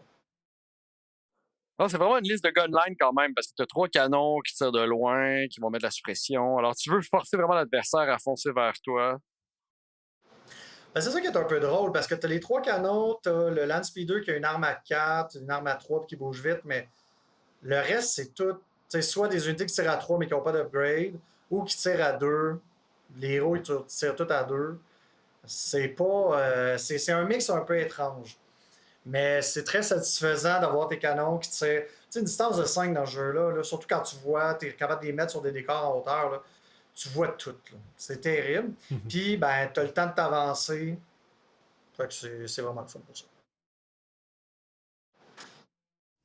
Voilà pour ça. Si tu joues quelque chose genre Bunker Assault, tu fais-tu un mix d'essayer de push d'un bord puis essayer de défendre de l'autre, ou vraiment en abusant des canons puis de tes rangers qui tapent super fort, tu joues plus défensif puis tu laisses l'autre venir vers toi, puis une fois que l'autre s'approche vers toi puis tu commences à le péter à l'attrition, après ça toi tu fais ton push de ton côté? Ouais, c'est la deuxième option, moi, que je fais plus. C'est sûr que, comme d'habitude, je m'adapte avec selon mon adversaire. Mais oui, le plan, c'est beaucoup plus. Je le laisse venir, puis je vais envoyer mon Land Speeder sur le flanc, là, essayer qu'il ne se fasse pas détruire, qu'il picosse, ou contre un véhicule ou un droïde que je veux vraiment mettre du ion, affaiblir. Mais non, je vais attendre, puis après ça, je sais que j'ai des héros qui sont assez tanky que quand je vais décider de pousser, ils peuvent se rendre. Fait que je fais ça comme ça. Très cool. Je trouve ça le fun. On les voit pas beaucoup, les tourelles, donc c'est très cool d'avoir une liste avec ça. Quand je jouais Rebelle, je me disais que c'était la pire unité du jeu. Maintenant que je joue en pire, je les ai pas vus en tant qu'adversaire, mais j'ai appris à jouer avec des unités qui sont déjà sur le jeu. Avec les Short Troopers. Puis avec Duggan, maintenant, je vois vraiment le retour possible de tout ce qui est en prépa en position, en fait. Oh, ouais, j'inclurais aussi ces canons-là qui n'ont pas de mobilité. C'est sûr, quand je jouais 3, je trouve que c'est gros. Là. Mettons 1 ou 2, mais 3 bords. Ça marche. J'avais posé une question aussi, à quel point en jouer 3, t'as une bonne rentabilité de tout ça? Il y en a un qui est moins rentable, peut-être, ou 2, tu sais. Ouais, ben, t'as 13 activations, sure, mais il y en a juste dans un peu plus que la moitié des maps, puis il y en a juste 10 qui vont pouvoir scorer de façon efficace. T'en as 3 qui vont pitcher 4 à 6 dés. Tu recover-tu avec tes canons ou tu fais juste aim and shoot? Bon, ben, tu sais, c'est sûr que quelqu'un pourrait prendre cette liste-là, remplacer un des canons par, mettons, un ATRT qui coûte pas trop cher, ou même un swoop bike s'il veut trouver les points, puis c'est très pertinent aussi. Moi, je suis quelqu'un qui aime ça, j'en jouer 3, parce que moi, ce que j'aime en fait, c'est jouer 2 canons laser dans la vie. Mais si j'en joue juste 2 puis il y en a un qui meurt, là, je suis triste. Fait que si j'en joue 3, puis généralement, c'est juste un canon d'une game, pas plus. Fait que là, je suis correct, je suis heureux tout le long, même si je perds. Ceci étant dit, pour les gens qui ne sont pas moi, avec des idées ridicules, oui, effectivement, une ATRT avec n'importe quelle arme, n'importe quelle, au moins tu peux te déplacer, puis il va faire une bonne job, fait que ça peut être pertinent aussi.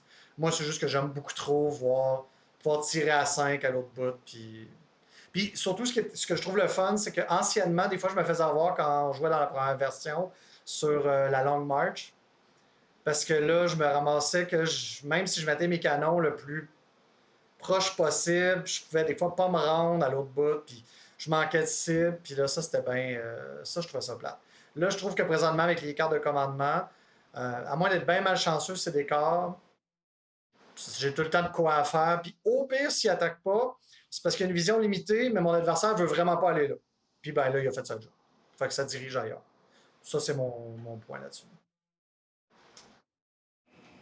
Parfait, parfait. Et oui, j'invite les gens à en jouer plus parce qu'on en voyait à l'occasion, mais là, depuis un bout, même dans notre méta montréalaise ou québécoise, on en voit rarement. Puis, c'est le fun. Je les ai pas sortis depuis plus d'1 an. Sur ce, on va poursuivre avec un C'est jouable! Est-ce que tu peux nous rappeler, Sam, c'est quoi le segment? On t'entend pas, Sam, depuis que t'es revenu. On était dû pour une erreur de micro. Là. Ah. Non, toujours pas. Toujours pas.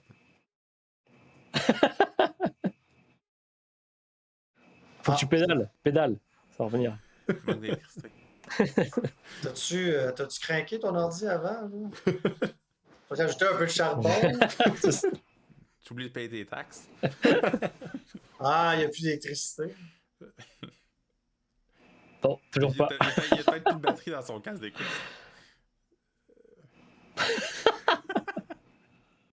Donc, Sam, qu'est-ce que c'est bien qu'un c'est jouable? Un c'est jouable, en fin de compte, c'est une question par rapport à est-ce que tu veux jouer un seul unité de ce type-là ou maximiser? T'sais? Ou des fois, on peut mitiger entre les deux, mais des fois, il y a des unités qui sont très performantes tout seul, ou des fois, des unités qui performent vraiment à en jouer beaucoup. T'sais. Ça, c'est le principe. Puis c'est juste un petit débat parce que FX, lui, a l'habitude de jouer le maximum d'unités, puis moi, j'ai l'habitude de jouer un seul. C'est juste pour le fun, en fait. Exact. Et aujourd'hui, on parle des supports pour l'Empire. Oh, shit! Et on va commencer par les bikes, tiens. Oh, c'est que Marco, tiens. Les bikes. Mes amours. Moi j'ai une opinion là-dessus, sûrement différente de celle de Sam, parce que j'ai vu les quelques dernières listes que Sam a jouées. Moi, personnellement, je trouve que 1 c'est pas jouable, pour de vrai. Ça meurt vite. À moins que t'as une liste qui spamme du threat de partout, puis que ton bike, c'est la dernière chose auquel ton opponent pense. Mais dès que ton bike, tu vas t'avancer, puis tu vas tirer dessus, il va se faire éclater, ou tu vas perdre un seul modèle, puis tu vas être triste après ça parce que ton bike, avec juste un modèle, fait pas grand-chose. Moi, je pense que tu joues le maximum possible de tes bikes. Tu joues Blizzard, c'est pour ça que t'en as 4. C'est parfait. Mais tiens, Sam, justement. Moi, je suis plus mitigé, là, tu sais. Je pense qu'en jouer 3, c'est vraiment intéressant, mais ça amène un style de jeu particulier. Moi, je pense qu'en jouer 1 pour compléter une liste d'Empire, ça va compléter le slow un peu. L'Empire, je trouve qu'elle est lente un peu. À part les do-back, on en reparlera tout à l'heure. Mm-hmm. Le speeder vient vraiment rajouter de la mobilité pour venir voler un objectif en fin de partie ou pour contester au deuxième tour parce que ton armée est trop slow en arrière. Je sais que maintenant, on est rendu qu'Imperial March, mais encore là, je pense que le Bark a toujours Le speeder a toujours sa place. Alors, moi, je dirais 1. 1, c'est très jouable. Ok. Jesse? Mais évidemment, en fait. Ça. C'est la surprise, là, tu sais. Je pense que pour arrondir ta liste, ils sont quand même assez chers. Je sais pas, ça fait tellement longtemps que j'ai aucun. Ils sont 70 points. À 70 points, je sais pas, tu peux avoir une team de Riot avec Imperial March justement, qui peuvent bouger de 2, bouger de 3. Tu peux avoir quelque chose. Imperial March vient rajouter pas mal de mobilité à l'Empire, je trouve. T'as aussi Din. Din qui est quand même très très bon, qui va à 3, qui va pas mourir. Si tu fais juste mettre Din avec son jetpack, il coûte pas super, il coûte genre 50 points de plus qu'un. C'est quand même pas rien, 50 points, là, mais si t'es le genre de liste qui a besoin de mobilité, j'irais plus vers quelque chose comme ça, ou la Sister avec Burst of Speed pour un Force User cheap. What? La Sister? C'est qui ça? Qui on se parle de la Sister ici?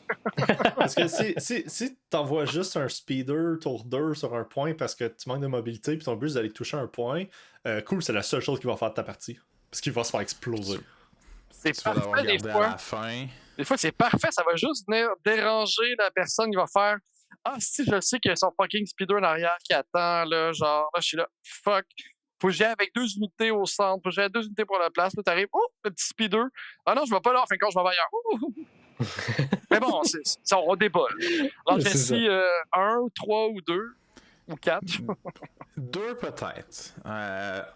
Parce que j'aime la symétrie, puis si t'en as 2, tu peux en envoyer un mourir, puis tu peux envoyer l'autre d'après pour faire la job que l'autre a faite, puis là, si tu peux sécuriser ton point 2 fois de suite, en sacrifiant un celui à chaque fois, c'est correct. Mais je pense que pour la majorité des gens, ils vont pas penser, puis ça c'est parce que Sam, t'es un joueur particulier, puis tu fais des choses que les gens ils pensent pas normalement. Sam. De désigner ta liste autour du fait que t'as un speeder pour arrondir tes choses puis le faire marcher somehow. Je sais pas tout le monde qui est capable de faire ça, fait que je pense que la majorité des gens, on peut leur dire 1, c'est pas jouable. Ok, hein, c'est un nouveau truc ça, Jesse, c'est pas 3, c'est 1, c'est pas jouable. C'est un peu contre le thème de cette section, mais d'accord. Eric, qu'est-ce que t'en penses? C'est moi. Suivez donc votre cœur, puis arrangez-vous avec vos troupes. OK. Non, je suis un peu ambivalent parce que tout ce que vous avez dit est pertinent. L'affronter 3-4 fois, ça peut être pénible parce que ça fait bien des affaires, mais c'est vrai que ça peut mourir vite. Mais c'est vrai que si t'en joues juste un, puis que t'attends au bon moment, ou ton adversaire oublie que ça peut faire 3 moves de 3, ça te prend par surprise. Je trouve juste que dans cette catégorie-là, tout le reste, personnellement, m'excite plus que ça. Ouais. Fait que si je jouais en Empire, ce serait pas mon réflexe de jouer des speeder bikes. Ceci étant dit, au prochain tournoi de l'Abysse, on va avoir comme 4 extensions de speeder bike à donner. Fait que non, c'est excellent. Oh yeah! Blague à part, non, c'est ça. Moi, je dirais là, 1 ou 4 dans Blizzard Force. Moi, j'irais là-dedans. Tout ou rien. Ok. Moi, je suis comme Jesse. Je pense que 2, c'est parfait. Parce que 1, comme dit Jesse, ouais, c'est... À part ça, personne joue un bike parce que c'est... tu veux juste mourir avec ton bike si tu sais pas le jouer.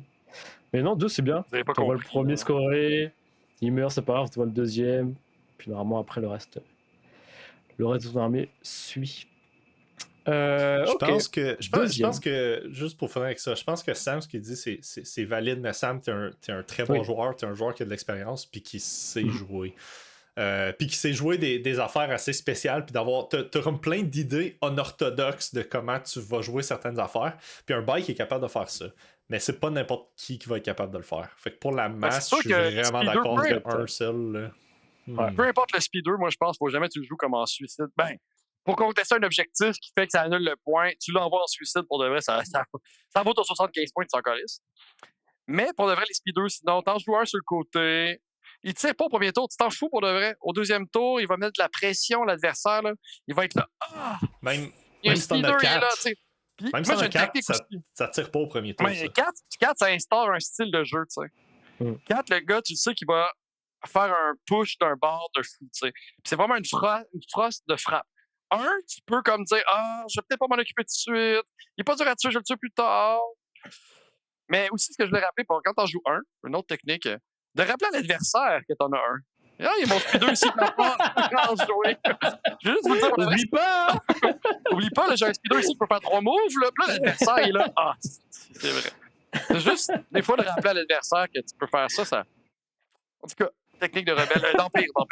Non, c'est ça. Je serais curieux de voir, Sam, si on te met un baillon, est-ce que ton win rate il descend? Oh, bonne question, ça! Bonne question! Pour reprendre les paroles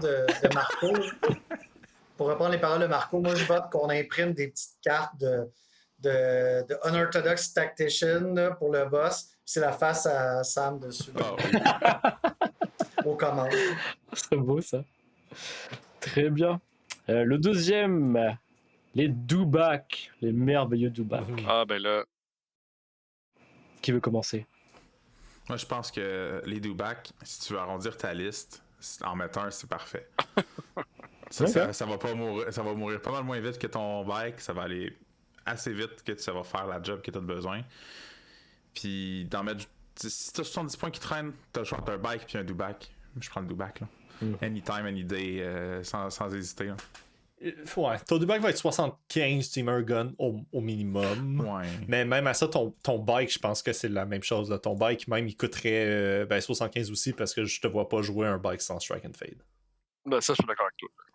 Fait que les deux sont le même prix, 75 chaque. Dewback, 80 si tu mets un Flamer. Qui est légèrement plus cher. Mais si t'en joues juste un, je sais pas si le Flamer vaut la peine. Ça dépend de la liste. C'est jouable. Pour avoir une liste, c'est 1 c'est jouable, 2 c'est jouable, 3 c'est jouable. Pour de vrai, c'est la meilleure unité de l'Empire. On se mentira pas, là. Ouais. C'est la meilleure unité de l'Empire. Je pense que c'est l'unité le plus versatile que l'Empire a. Et c'est versatile, ça tire à tous les ranges, c'est bon à mêler. C'est un Creature Trooper, tu peux withdraw, tu peux quand même tirer le même tour parce que ça a le Relentless. Ça a le Spur, fait que tu peux aller très vite. Tu mets ça en combinaison avec un Commandant Vader qui fait que tu t'en fous de la suppression, ou tu mets ça avec des unités qui ont Compel. On a quand même beaucoup de Compel dans l'Empire. Ça fait que tu t'en fous de ta suppression pour tes Spurs. C'est une unité qui fait tout. Je trouve que je suis d'accord avec ça, c'est la meilleure unité de l'Empire, je trouve. Juste parce que j'aime pas ça d'accord avec Sam, c'est pas vrai, j'aime bien ça d'accord avec Sam. Mais à quel point vous pensez que. À quel point vous pensez que le fait que les Dewbacks sont pas achetables, pas trouvables, fait que c'est tous des joueurs plus anciens qui ont plus d'expérience qui les jouent font que les gens ils disent que c'est des meilleures unités en ce moment? Est-ce que ça a un impact de comme 3% ou genre 20%? Question de rhétorique, là, juste pour le faire. Ouais. Bon, je pense que ça doit affecter quelques personnes, mais je sais pas. Là, surtout, en tout cas, je pense pas dans nos communautés où on se prête plein d'affaires puis on proxy plein d'affaires pour le fun. Je pense pas. Je suis sûr qu'il y a d'autres YouTubers ou podcasters qui font pas la part des choses puis qui sont influencés par ça. Mais non, je pense pas. Là, tu sais, à un moment donné, moi, je les joue même pas, puis je suis capable de dire que c'est pertinent 1, 2, 3 ou 0. Là, mais moi, quand je les affronte, je sais que c'est une bonne unité, puis moi, je peux pas baisser ma garde. Moi, je pense que Roi Max, c'est la meilleure unité du jeu. Pas du jeu, de l'Empire, désolé. Du jeu. Carrément. De l'Empire. Puis, j'en joue pas parce que moi, c'est mon style. J'essaie de pas jouer les unités qui sont les meilleures. Ça, c'est mon problème. Puis, j'en ai juste un aussi. Alors, même si je veux en jouer 3, je peux pas. Mais je prends l'emprunter à mes amis, mais il y a un défi à pas le jouer. Mais pour le vrai, moi, je dirais à tout le monde, jouez en 3. Vous allez voir à quel point ça fait tout. Clairement. Avec n'importe quel gun. Si j'en jouais, je serais par 3. 1, si t'as pas Vader, tu peux facilement le suppresser. Et puis tu peux quand même vite le tomber. Si t'as juste 1, si tu focus, ça va quand même mourir vite. Alors que 3, ça te met une grosse pression dès le départ. Si tu les gères pas, qu'ils te rentrent dedans, ça chie très très vite de ton côté. 2 aussi, c'est jouable. Mais 1, faut que tennis qui va avec, quoi. Parce que si t'as pas de grosse menace qui avance en même temps que lui, il va juste faire focus et puis. C'est le genre d'unité que si t'en as juste un, c'est très jouable, mais t'auras la liste qui va aller avec. Là. T'auras Vader, t'auras Krennic pour avoir un tour, tu y mets un stand-by dessus. souvent, les listes sont bâties autour de ça. T'as un core de l'Empire qui est Krennic, Vader, Dewback, puis il y a une raison pourquoi c'est comme les bonnes listes qui performent en ce moment. Tu pars avec ça sur ta liste, puis après ça, tu builds autour. Exact. Que ce soit 1 ou 2 Dewback, souvent ça va être 2. En moyenne. Ça peut être 3, ça peut être 1, mais en général, c'est 2. Est-ce qu'ils sont pas assez chers? Je dirais pas nécessairement qu'ils sont pas assez chers, mais ils sont le même point que tous les autres supports, sauf les web qui sont à 60. Puis, en tout cas, c'est comme des droïdes, c'est efficient pour leur prix. Ouais, effectivement. Est-ce que tu as des trucs à rajouter, Eric? Non? Tout le monde a dit ce qu'il fallait. Parfait. Troisième support, le eWeb Heavy Blaster Team. C'est jouable. C'est jouable. Bah, oui, c'est mon opinion. Je dis tout de suite, j'ai pas beaucoup d'arguments. Je pense que. Non, mais je vais vous laisser parler après. Je suis d'accord avec toi.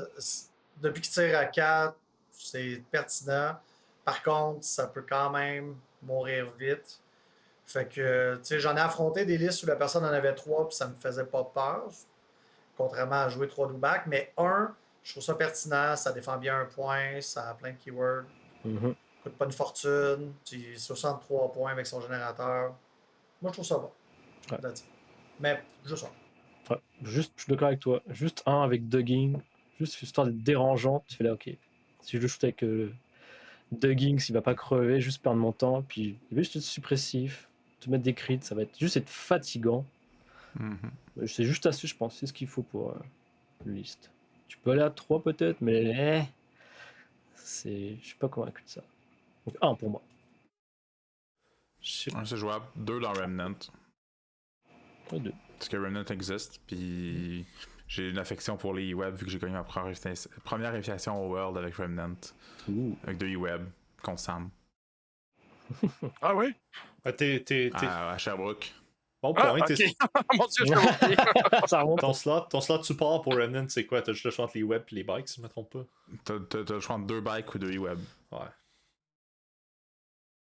Ouais. 1, c'est très jouable. 2, c'est jouable. 3, ça dépend. Ça dépend. 4, c'est jouable, par contre. Ça aussi. Bizarre. Dans quelle liste tu peux jouer? Blizzard Force. Ouais. Aussi, ok. Wow. Oui, Blizzard a 4 slots support. Ça dit pas que ça doit être 4 bikes, ça peut être 4 n'importe quel. T'as le choix entre les web et les bikes. Ça peut être un mix and match. 1, faut pas oublier Duggan. Depuis qu'ils ont racheté Duggan, c'est fou. Tu cover en rouge, tu bloques en rouge après. C'est pas un gars en Europe, je sais plus trop, qu'il y avait juste un là, avec Duggan, puis c'était bien joué. Là. J'ai vu une game qu'il a faite. J'étais wow. Austin Miller jouait ça à Boston. Austin Miller, bon, ok. Je dirais pas que j'ai vu son Duggan parce que mes bikes ont trouvé un arme qui avait pas de cover, puis je l'ai juste éclaté. Mais j'ai trouvé ça, vraiment, le Duggan qui a rajouté que cette unité-là était déjà pour moi très bon. Ouais. Puis il vient de le rendre. Que tu penses jouer un pour de vrai, puis t'es safe. Il y a un stigma autour des e-web que il y a bien du monde qu'ils ont toujours pas revu sur des tables depuis très longtemps. Il était pas bon avant avec l'ancienne version. Maintenant, il tire à 4. Ils ont Overwatch. C'est une unité qui est super, super intéressante. Ça Duggan en plus maintenant. Puis je pense qu'il y a juste pas assez de monde qui ont vu ces tables pour voir à quel point c'est vraiment efficace. Ça peut mourir vite. Duggan vient régler en partie ce problème-là. Faut pas oublier que c'est pas comme des tourelles FD qu'on a parlé plus tôt. Là. Eux sont pas stationnaires. Ils peuvent bouger. Ils ont une très grosse base. Ça bouge vite. Malgré leur speeder. Ça bouge très vite. Tu fais 2 speeders avec ça. Là. T'es parti. T'es parti pour la gloire. C'est le même problème que les Dewback sont durs à trouver aussi. Ouais. Un peu moi, j'en ai pas. Mais... J'aimerais ça en avoir parce que moi, j'ai eu vraiment de la misère à trouver mon 2e. Puis ça, c'était là presque 1 an. Ça fait 3 ans que j'ai acheté. Ils sont durs à trouver comme des Dewback. Ouais. Mais oui, 1, 2, 4, c'est jouable. Moi, c'est 1, c'est sûr. J'aurais aimé ça dire 3 pour faire différent de tout le monde, mais moi, je vois que 1, je trouve ça très pertinent. Ce qui est cool, c'est que c'est une unité, Duggan, tu l'as dit, Marco. Ce qui est cool, c'est que tu peux avoir 2 speederbikes, 2 Dewback, plus un E-Web. T'as un E-Web, ça peut être ton unité tampon, genre comme tout à l'heure, Eric, il faisait avec les Ewoks. Les Ewoks, ouais. Ouais, tu peux dire, tu fais juste l'avancée ou stand-by, ou tu fais juste dodge, stand-by, aim, stand-by, whatever. Mais ça va être ton unité. Quand tu vas piger ton mauvais token, tu vas faire, je vais pas jouer un speederback, je vais jouer mon E-Web, ça va. Il peut encore faire de quoi, à cause qu'il y a Sentinelle. T'sais. Je le vois de même aussi qu'il peut apporter. Duggan fait juste changer le gameplay un peu des web. Avant, tu voulais jouer le plus vite possible. Ça te donnait un genre de free pass, si tu veux. Tu jouais super vite pour y mettre son stand-by. Puis après ça, t'avais fait ta job avec eux. Maintenant, avec Duggan, tu veux pas qu'il joue. Tu veux qu'il joue quand même tard. Mais ça va dépendre des situations. Là. Il est-tu pareil comme les mortiers que s'il reçoit un ordre? Non, ils n'ont pas Prepare Position. Ah, pas Prepare Position, Fire Support. Il n'y a pas Fire Support, ouais. Ok. Parfait. D'autres commentaires sur le web? Ils sont le fun à jouer. Le fun à jouer. Quatrième et dernier support chez l'Empire, les Range Troopers, qui malheureusement on les voit plus du tout, je trouve. Je sais pas pourquoi. C'est parce qu'ils ont monté 10 points. Ouais, c'était mérité. C'était mérité. Les pauvres Range Troopers qui ont disparu de nos tables en tout cas. Parce que les autres, je sais pas, mais. J'en vois plus vraiment. C'est les seuls sports qu'on voit pas en ce moment. Ouais. Je vais quand même dire qu'un, c'est jouable.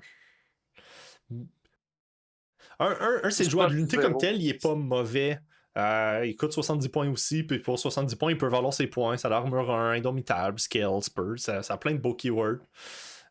Pour 70 points, t'as 4 modèles. La seule affaire, c'est que tu veux mettre un heavy dessus. Tout nus sont pas nécessairement jouables. Tu mets un heavy dessus, puis là. Ok, t'as un squad à 95 à 98 points. Ouais. Là, ça fait cher. Ouais, moi je pense qu'ils ont 10 points de trop. Mais un train de baisse. Que ce soit sur le heavy ou sur l'autre, il y a 10 points de trop. Moi, je pense que l'unité de base, il y a 10 points de trop. Puis les là aussi, le trooper supplémentaire que tu peux rajouter, il est à 15 points. Je l'aurais mis peut-être à 12 points, tu sais. Alors. Mais un, c'est jouable. Si t'es riche en points, un, c'est jouable. Ouais. Ils sont bons, l'unité est bonne. Et pour le vrai, c'est le seul support que vous allez pouvoir trouver vraiment facilement partout. Là. Il entraîne dans toutes les tablettes. je pense que c'est juste qu'ils se sont fait. Ils se sont fait avoir sur deux plans. Ils se sont fait avoir avec l'update de règles. Puis ils se sont fait avoir avec le 10 points de plus qu'ils ont pris pour aucune raison. Parce que leur grosse force, c'était leur range. Range 4, range 5. Avant, quand ça existait un peu plus des listes de gunline puis ou des déploiements qui étaient super loin, on repense à Long March, leur range 4, range 5 était excellent, puis tu étais capable de mettre beaucoup de pression. Tu spammais des range troopers, tu en avais 3, puis tu faisais juste blaster max range. Là, ça se fait plus autant. Là.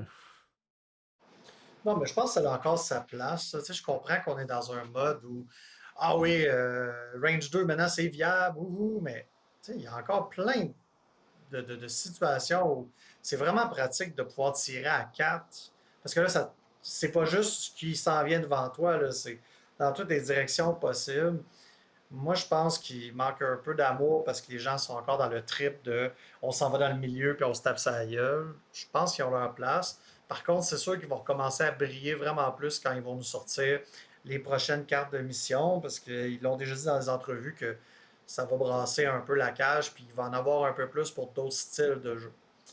Fait que moi, je pense qu'ils vont arriver, mais effectivement, je suis d'accord avec vous que je vois pas pourquoi ils ont monté 10 points. Là. Ceci étant dit, je voudrais pas non plus qu'ils deviennent trop cheap, parce que ils ont beaucoup de keywords, puis tirer à 4 en partant, là, c'est bon. Fait que Armure 1, des aims gratuits parce que tu attaques des troopers, Scale, Spur, Indomitable, à un moment donné... Advanced Targeting est très cool. Moi, c'est le keyword que j'adore sur eux, que je trouve vraiment pertinent. J'espère qu'on va le voir plus. J'espère que c'est pas juste un petit test, puis ils l'aiment pas, puis on le reverra pas. J'espère qu'ils vont remettre Advanced Targeting sur d'autres types d'unités. Moi, je trouve que tout est hot sur cette unité-là à part son coup en point. Ouais. C'est le style de jeu que ça peut amener. L'attaque, la figurine est hot. Tu peux les peindre de manière funky. Tu peux faire plein d'affaires. Quelle tristesse qui a augmenté leur coût en 10 points.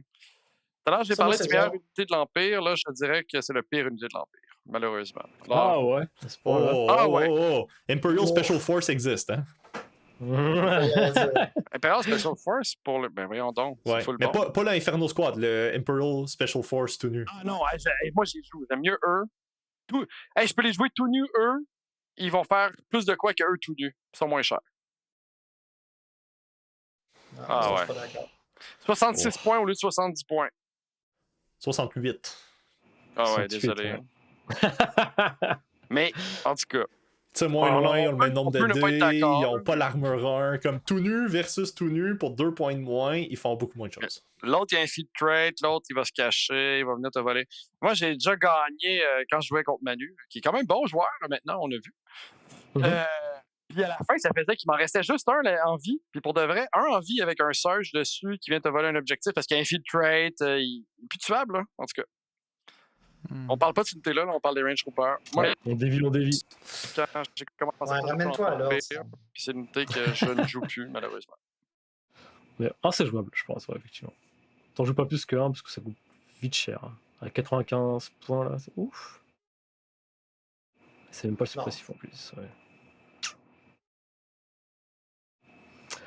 On est tous d'accord, c'est jouable, mais pas plus que ça. Ouais, c'est jouable. Parfait. C'était la fin de la section. J'ai gagné mon duel. Ça m'a pas facile ce jeu. Justement, messieurs, c'est le temps du duel. Si Sam, son micro fonctionne. Comme par hasard, il s'en va. Ah non, oui. Ah, le micro marche plus. Comme par hasard. Pourquoi ça marche? Ah, c'est bon. Ça marche. Je comprends pas pourquoi ça bug de même, en tout cas. Tu voulais pas me laisser une victoire par forfait. Non, je peux pas faire ça. Non, ce serait pas correct. Bon, fait qu'on commence par la personne qui est pour 1 minute 30. Sam? Tu veux-tu calculer la minute 30? Ouais. Alors, je parle de quoi déjà? Ok, oui. L'unité rebelle. Tu me dis quand tu starts, Eric. Ouais, ce sera pas long. 3, 2, 1, c'est parti. Rebelle Trooper, l'unité forte des rebelles. Pour de vrai, c'est le centre de ton armée. Cette unité-là peut tout faire. Pour de vrai, quel job tu veux donner à ton Rebelle Trooper, il va le faire. C'est sûr que je vais vous parler de ces keywords qui sont épiques. Agile 1 qui donne quoi? Un dodge quand tu bouges. Nimble qui dit que tu gardes ton dodge. Ils ont le courage acceptable pour les rebelles. Mais ce qui est plus merveilleux avec cette unité-là, c'est qu'ils ont accès à 3 armes spéciales. Ces 3 armes spéciales-là sont tout aussi intéressantes. Certains diront que le Z6, c'est de la merde, mais est-ce qu'ils n'ont pas découvert que quand t'es chanceux, ça va bien? Mais pour de vrai, le shotgun, c'est épique. 2 rouges, 2 blancs, c'est très bon, c'est justifié. Là. À 2 distances, ça fait peur à tout le monde. Le gun à ion, c'est clairement le meilleur gun à ion de tout le jeu. Ça donne critical à une unité qui n'a pas de surge. Tu te regardes, tu parleras plus tard. Et après ça, il y a le gun de sniper. Le sniper est acceptable à 26 points. Tu peux en mettre un en backline qui va tirer. C'est 1 rouge, 2 blancs, je pense, critical 1. Très acceptable. Hey, mais en plus de tout ça, tu peux en faire des gros squads. Mais je veux dire, qu'est-ce qu'il y a de mieux qu'un gros squad, pas tuable, avec un ion gun? En tout cas, moi, je trouve que ça performe bien, puis ça leur donne une gestion de leur courage. Le rebelle officer pour remonter leur courage, c'est super pertinent pour avoir courage 2. Le rebelle troupe capitaine, c'est vraiment très bon. C'est fini! Et le sniper, c'est pas un rouge de blanc. Hein. C'est quoi? Fausse information. Fausse information. C'est quoi? C'est 2 noirs et 1 blanc. Ouais, c'est pareil. C'est la même chose que la Iron. C'est la même chose que la Iron. On fact-check les débats. Pas comme certains débats présidentiels. Bon, t'es prêt? Ben oui, moi je suis né prêt, là. Je suis toujours prêt. 1, 2, 3, c'est parti. Alright. Moi je trouve que, dans les rebelles, les corps, c'est une taxe. Ça sert à rien, ça fait juste empêcher de jouer plus de héros. Puis parmi toute cette taxe-là, les rebelles troopers, de base, c'est les pires. Parce qu'ils font pas assez fort, puis ils sont... Oui, je suis sûr que tu vas avoir des dodges, mais tes dodges sont timing sensitive. Il faut que tu les actives, il faut qu'il y ait tes ailes. Ou il faut que tu payes 12 points pour avoir vigilance. Tes fleets, ils sont aussi timing sensitive, mais au moins, ils font peur. Ça tire 8D, ça surge. Les Rebel Troopers surgent pas. Et puis, la crème de la crème, c'est les vétérans. Ils ont low profile. C'est une defensive tech qui est tout le temps bonne, tout le temps activée. Elle existe, elle est là. Si on veut tirer, ils surgent en attaque. C'est parfait. Je trouve que les Rebel Troopers, leur avis, c'était pour aller investir dedans, ça sert à rien, ça coûte ben trop cher, ça meurt à rien. Puis sure, si tu veux mimer puis mettre une grosse squad avec plein de bodies sur ton unité qui se sève en blanc, elle va mourir quand même, là. Ça sert pas à grand chose, les grosses squads, on le sait. Dans Légion, c'est un jeu où il faut que tu mettes des bodies sur l'objectif. Au lieu de mettre une grosse squad, mets deux dudes puis fais pas ça. Avec des Rebel Troopers, mets tes points dans tes Special Force, dans tes opératives. Joue 2 commandeurs, 2 Special Force, de 2 opératives, 3 Special Force. Max, fais tes l'autre choix avec tes points. Touche pas au Rebel Core, ça sert à rien. Je te laisse 5 secondes, Sam, si tu peux répondre. C'est un bel essai, Jesse, pour de vrai, mais tu pars de loin. C'est sûr que tu avais le mauvais rôle dans ce jeu-là, là. Je t'avouerais. Pour de vrai, le Rebel Trooper, satisfaisant sur tous les aspects. En plus, il n'y a rien de plus thématique, là. On le voit dans tous les films, ils sont partout, ils meurent tout le temps. Mais ce qui est merveilleux, c'est qu'en fait, ils vont mourir. L'adversaire, si tu leur mets un gun dessus, il va avoir le goût de tirer dessus pour les tuer. Puis, pour de vrai, mais pour de vrai, moi, je les adore. Moi, je conseille à tout le monde de jouer 3 Rebel Troopers au début avec des Z6. Vous allez voir à quel point, quand ça roule bien, c'est épique. Z6 pour le win. Vas-y, Jesse. 30 secondes. J'ai-tu vraiment besoin de répondre à ça? Je veux dire, nos auditeurs sont intelligents, ils sont smart, c'est des tacticiens hors pair, ils savent qu'il faut pas se remettre à la chance. C'est ça. T'aurais pu me donner beaucoup d'arguments, mais le Z7, c'est vraiment le pire. Là. Le shotgun, il est moins cher, le Z7, c'est le pire. Puis t'es d'accord avec moi? J'ai gagné. Mais non, comme je disais, je pense que les 2 autres corps sont les meilleures options. Si t'es pour être timing sensitive, essaye pas de te donner une petite chance de survivre, essaye de faire moins de dégâts avec tes fleets, puis va te cacher au melee, au pire, ils ont charge. Ça, c'est un homme qui respecte le temps imparti. Bye, Sam. Rage quit. Allez, c'est long. Sam qui a encore perdu son micro. Ben oui. Il va être de retour. On a vraiment besoin d'un commanditaire. Ah oui, il faut que quelqu'un, please, envoie un micro à Sam, il en a besoin. Je comprends pas pourquoi mon micro il déconnecte, là, genre, ou il change, ou whatever. Je vous entends tout le temps, mais je peux plus parler. C'est vraiment juste ton micro. Une chance que la moyenne d'âge de nos auditeurs, c'est 35 ans, parce que là, tu sacs de même. Tabarnak, calice! Puis vous avez quoi d'autre à dire les Rebel Troopers? Ouais. Qu'est-ce que vous pensez de tout ce qu'on a dit? Ben, je pense que Sam, il aime le casino, de ce que j'ai entendu. Ouais, c'est ça. Clairement. Moi-même, je suis un joueur rebelle, puis je mets jamais de Z6. Sauf si j'ai envie de sortir ma figurine alternative de la Twi'lek qui a un gros Z6 dans les mains. Je joue pas ça. Non, je pense que, à part Alex, ici, personne joue à Z6. C'est rebelle. Moi, je la joue. Il y a quelqu'un qui je pense que je la joue. Oui, toi. Ouais, une fois. Elle était bonne, ma Z6. Elle était pas morte par 6B1 qui ont tiré dessus. Tu l'avais joué à Milwaukee. Hein? Ben ouais, tu me l'as tué, comme je te dis, avec 6B1. T'as fait 6 hits, je sais pas. Puis ils sont morts comme des cacas, mais. Ça, c'est une vraie Z6. Si le tournoi, pour de vrai, ils m'ont été, là. Parce que ça peut juste faire assez de dégâts pour que l'adversaire, ça y fasse mal. Mais ça fait. Le monde dit là, ben ça marche pas la Z6, alors ils tirent pas dessus nécessairement. C'est ça qui arrive. Ouais.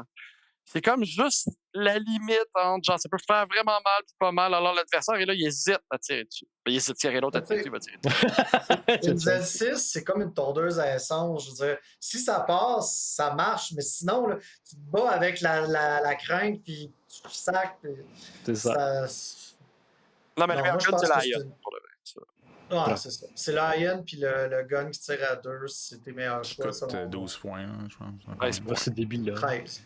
Le Ion, pour le vrai, si vous hésitez, là, quand vous jouez des rebelles, jouez 3 corps avec juste le gun Ion. Pour de vrai, ça, c'est une bonne base pour toute liste de rebelles. 3 corps tout nus. 3 corps tout nus, c'est la meilleure base. Non. mais c'est vrai. C'est parce que t'as pas le choix. Ouais. Mais c'est vrai que c'est une bonne unité que tout nu, pas tout nu, elle peut faire la job. Tu bouges 2 fois, tu as 2 dodges, tu t'en gardes un peu. c'est vraiment plus résilient qu'avant. Le fait qu'ils ont donné Agile 1, puis que là, on court après les objectifs, c'est vraiment pratique. Puis, ce qui est intéressant avec la rébellion, je trouve, c'est que les 3 corps ont tous des rôles un peu différents. Puis, je trouve ça le fun que eux, leur rôle, c'est un peu plus, justement, vite, on court, puis on se cache derrière un mur, puis un moment donné, on va peut-être attaquer, mais sinon, on veut juste survivre. Mais on peut survivre. Alors que les vétérans sont plus, nous, on est déjà là, puis on tire, puis c'est pas grave si on meurt parce qu'on punch. Puis moi, je pense que c'est une bonne unité. Puis c'est pour ça que j'en ai dans toutes mes listes, avec ou sans heavy. Ça dépend de ton arme. Je trouve que si t'es pour jouer des corps tout nus juste pour avoir une taxe de corps, les troopers. J'aurais envie de dire que les troopers, c'est sûrement le meilleur choix. Ça dépend de ce que tu as besoin dans ta liste, mais en général, tu manques pas de punch dans les rebelles parce que tu joues déjà plein d'operatives, plein d'héros, même tes supports, tes special forces, tout punch beaucoup. Fait que je pense pas que tu as nécessairement besoin du punch des fleets. Fait que je pense que juste d'avoir des rebelles troopers tout nus, leur job c'est double move, d'aller sur des points ou move dodge, ça revient au même. Puis juste d'avoir plein de dodge puis de survivre sur un point le plus longtemps possible, c'est excellent. Ils sont pas très chers. Il n'y a rien de plus drôle qu'avec un rebelle trooper faire un double move sur un Jedi adverse. Il est pas en mêlée contre toi, puis qu'il va pas te tuer parce qu'il a 2 dodge. Il va avoir de la misère à te tuer. Là. C'est ça, il va avoir de la misère à te tuer. Faut pas qu'il faut au moins qu'il y ait 6 dés d'attaque. Ça peut marcher. Mais... Je viens de fâcher l'adversaire. Clairement. Est-ce que c'est le meilleur corps du jeu? Non. C'est pas ça le débat de toute façon. Non. Moi, je jouerais des Ewoks, ce serait pas des mercenaires. Ils sont tellement pas chers. Oh, oui. Oui, parce que c'est la beauté de ces figurines-là. Ils coûtent toutes. Les 3 qu'on vient de nommer rapidement, ils coûtent 40 points, puis les vétérans sont 48. Là, je veux dire. Ils sont interchangeables. Moi, ce que j'aime beaucoup avec les fleets, par contre, c'est que avoir charge, c'est pratique parce que c'est une action gratuite qui te donne quand tu te rends mêlé. Puis dans n'importe quel jeu de figurines ou jeu de société, d'avoir des actions gratuites, c'est toujours génial. Fait que ça, c'est fun. Mais des fois, tu as besoin de tirer à range 3, puis eux, ils font pas ça.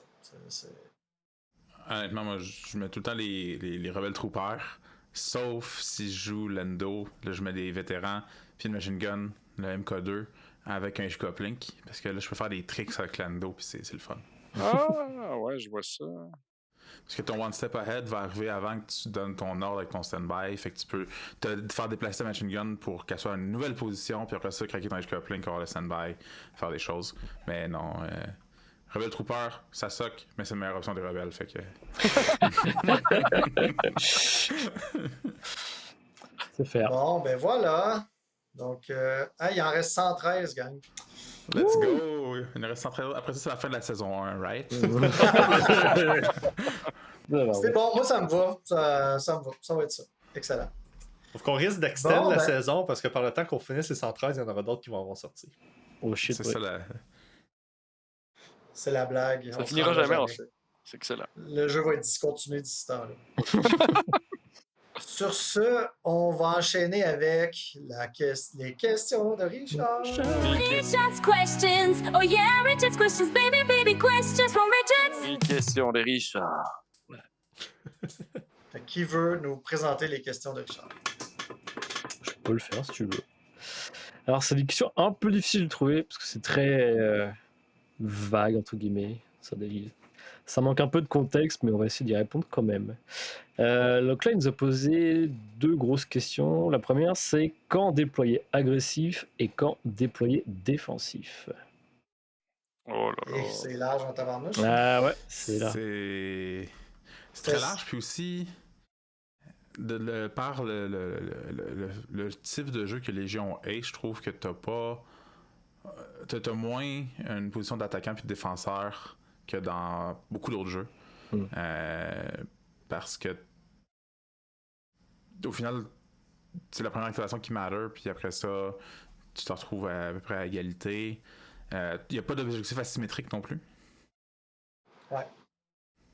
Toutes les objectifs sont 100% symétriques d'un bord puis de l'autre de la map. Il faut que tu sois agressif, puis il faut que tu sois défensif autant. Une secondaire, des bombes, de la bombe peut rendre ça un peu asymétrique. Oui, si toi, t'as pas de façon d'aller faire la bombe de ton adversaire. Si t'as pas d'unité rapide, là, tu vas vouloir te déployer plus défensif, je pense. Moi, je peux répondre un peu à cette question-là, je crois. Défensif, si t'as une gun line. Merci Sam, bravo. Ça fait plaisir. Non, mais si t'as une gun line, pour de vrai... 5 ans d'expérience de jeu pour en arriver à cette conclusion. Si t'as une gun line, tu veux jouer défensif, mais faut toujours que tu laisses croire à l'adversaire que tu peux avancer puis y aller. Puis tu vas te positionner défensif pour qu'il rentre dans ta gun line tranquillement puis que tu le manges tranquillement. Puis agressif, si tu sais que à long terme, tu pourras pas faire les points.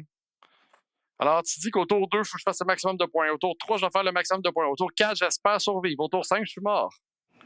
Alors, agressif dans ce style-là. T'sais. Mais c'est sûr qu'au tour 1, peu importe ce que tu joues, il faut que tu sois le plus safe possible avec des unités. Si tes unités peuvent pas attaquer, cache-les. Alors, c'est comme il y a comme une règle de base défensif en général au tour 1. C'est ça, c'est tu vas tout le temps te déployer défensif, puis au tour 2, tu vas tout le temps aller sur l'agression parce que tu peux difficilement te permettre de dropper un point. T'sais, si tu droppes un point, ton adversaire prend un ou 2 points d'avance. Si t'as pas un bon plan pour te revenir dans le game, c'est presque tout de suite décidé, je trouve. Là. Mais il y a une histoire de timing qui est important aussi avec ça. Tu vas déployer le plus défensif possible, mais tu vas commencer par jouer tes unités les moins agressifs en général, parce que tu vas vouloir les déployer parce que tu sais qu'eux vont pas tirer, ils vont juste se cacher.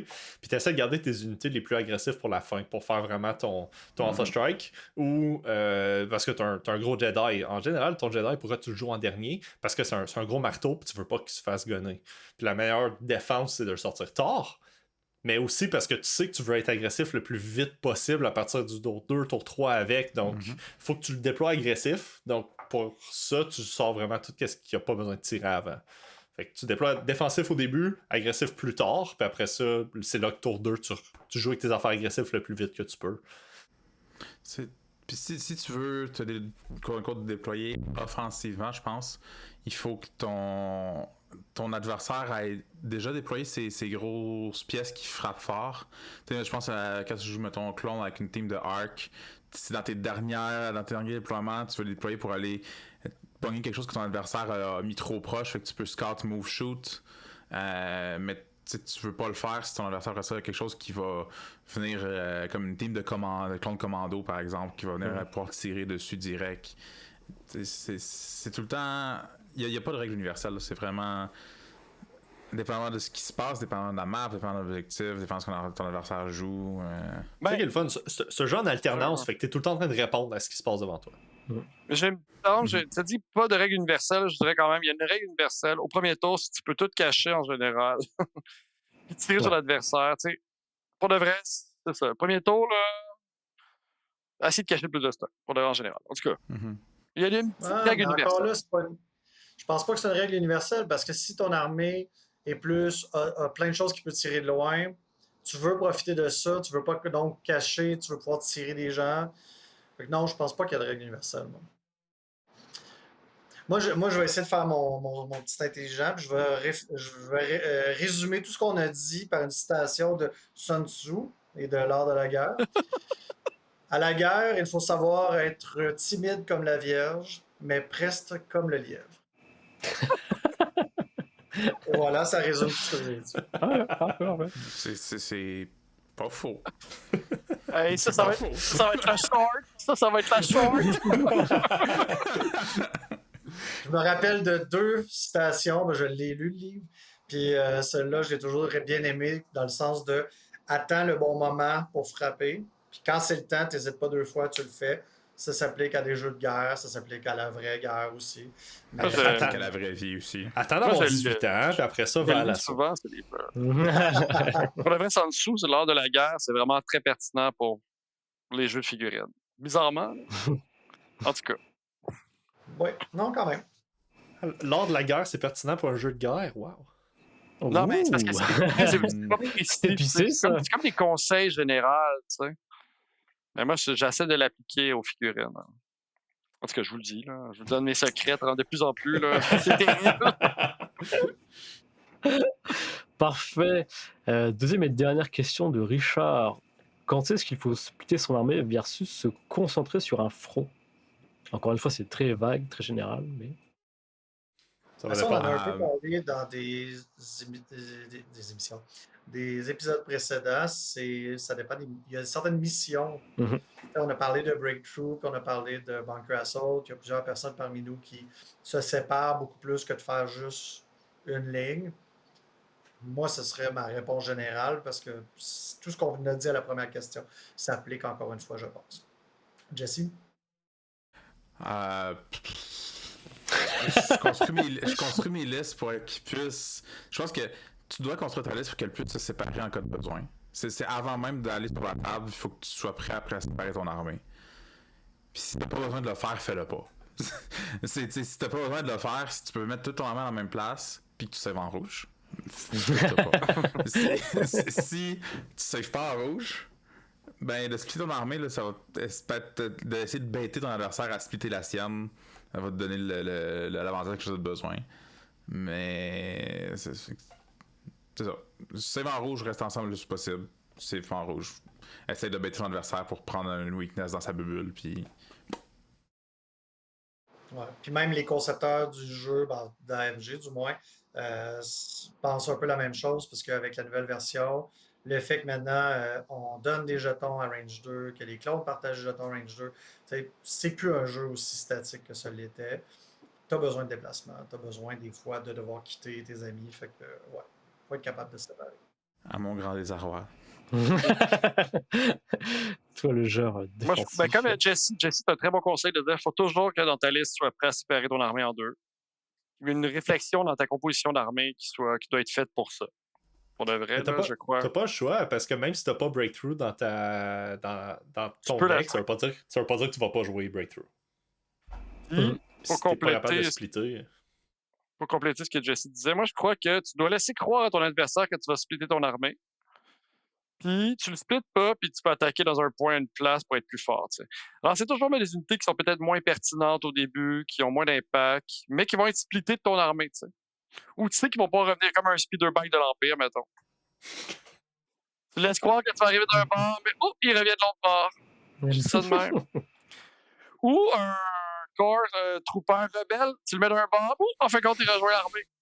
Ou il y a un petit sniper, ou c'est juste un petit Z6 caché dans le coin. En tout cas.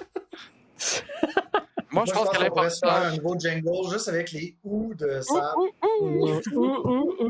Mais de laisser croire à l'adversaire que tu vas te splitter. Puis de foncer le plus possible avec la partie de ton armée sur un point. C'est ça. J'arrête pas de donner mes trucs, là. C'est pas bon.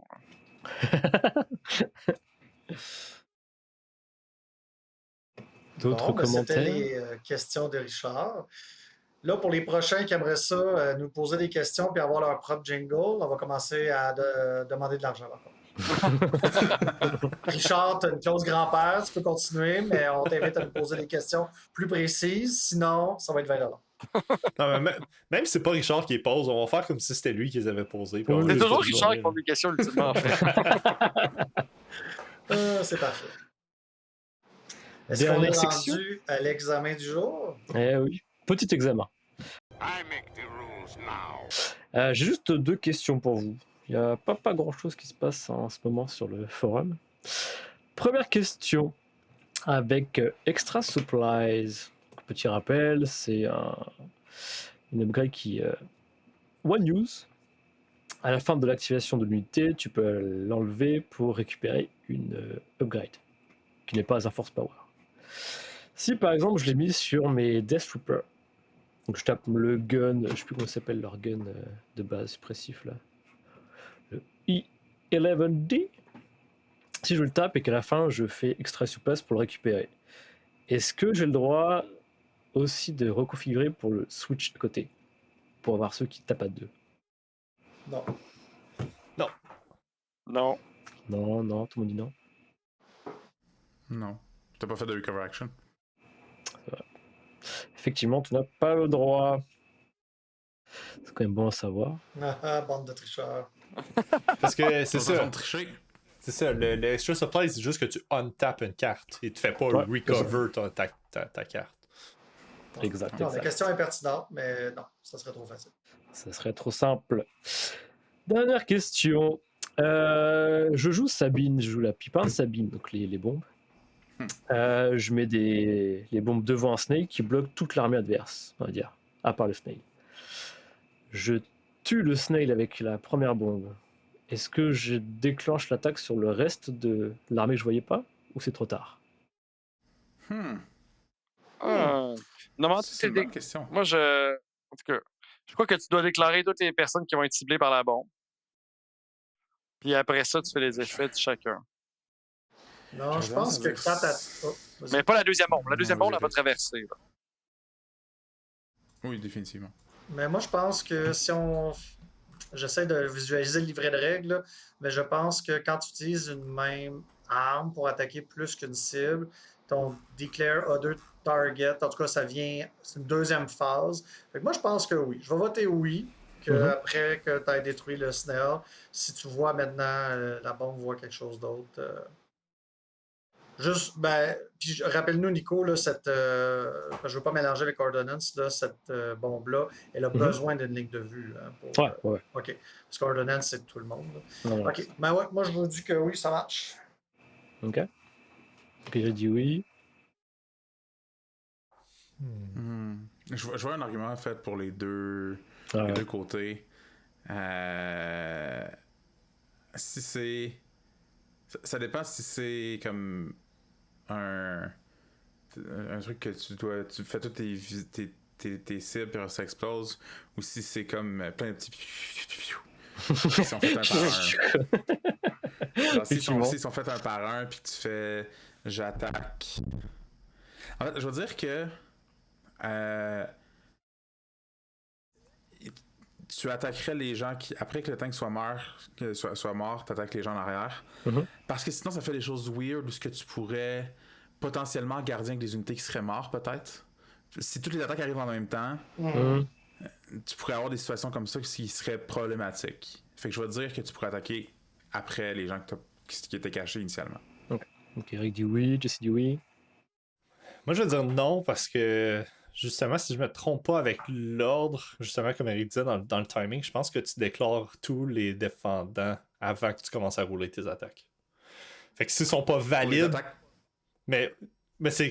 Ouais, c'est ça. Mais c'est quand même c'est une seule attaque que tu fais sur plusieurs défenseurs, un après l'autre. Puis je pense que vu que tes voix pas sont pas légales à être tirées. Mais c'est pas même c'est une seule attaque parce que c'est un detonate, c'est pas un attack action, c'est un detonate action. C'est pour ça que. En tout cas, je dis non. Nous le dire. Je dis non. Moi, je sais pas, c'est une question pour vous. Sam, qu'est-ce que tu dis?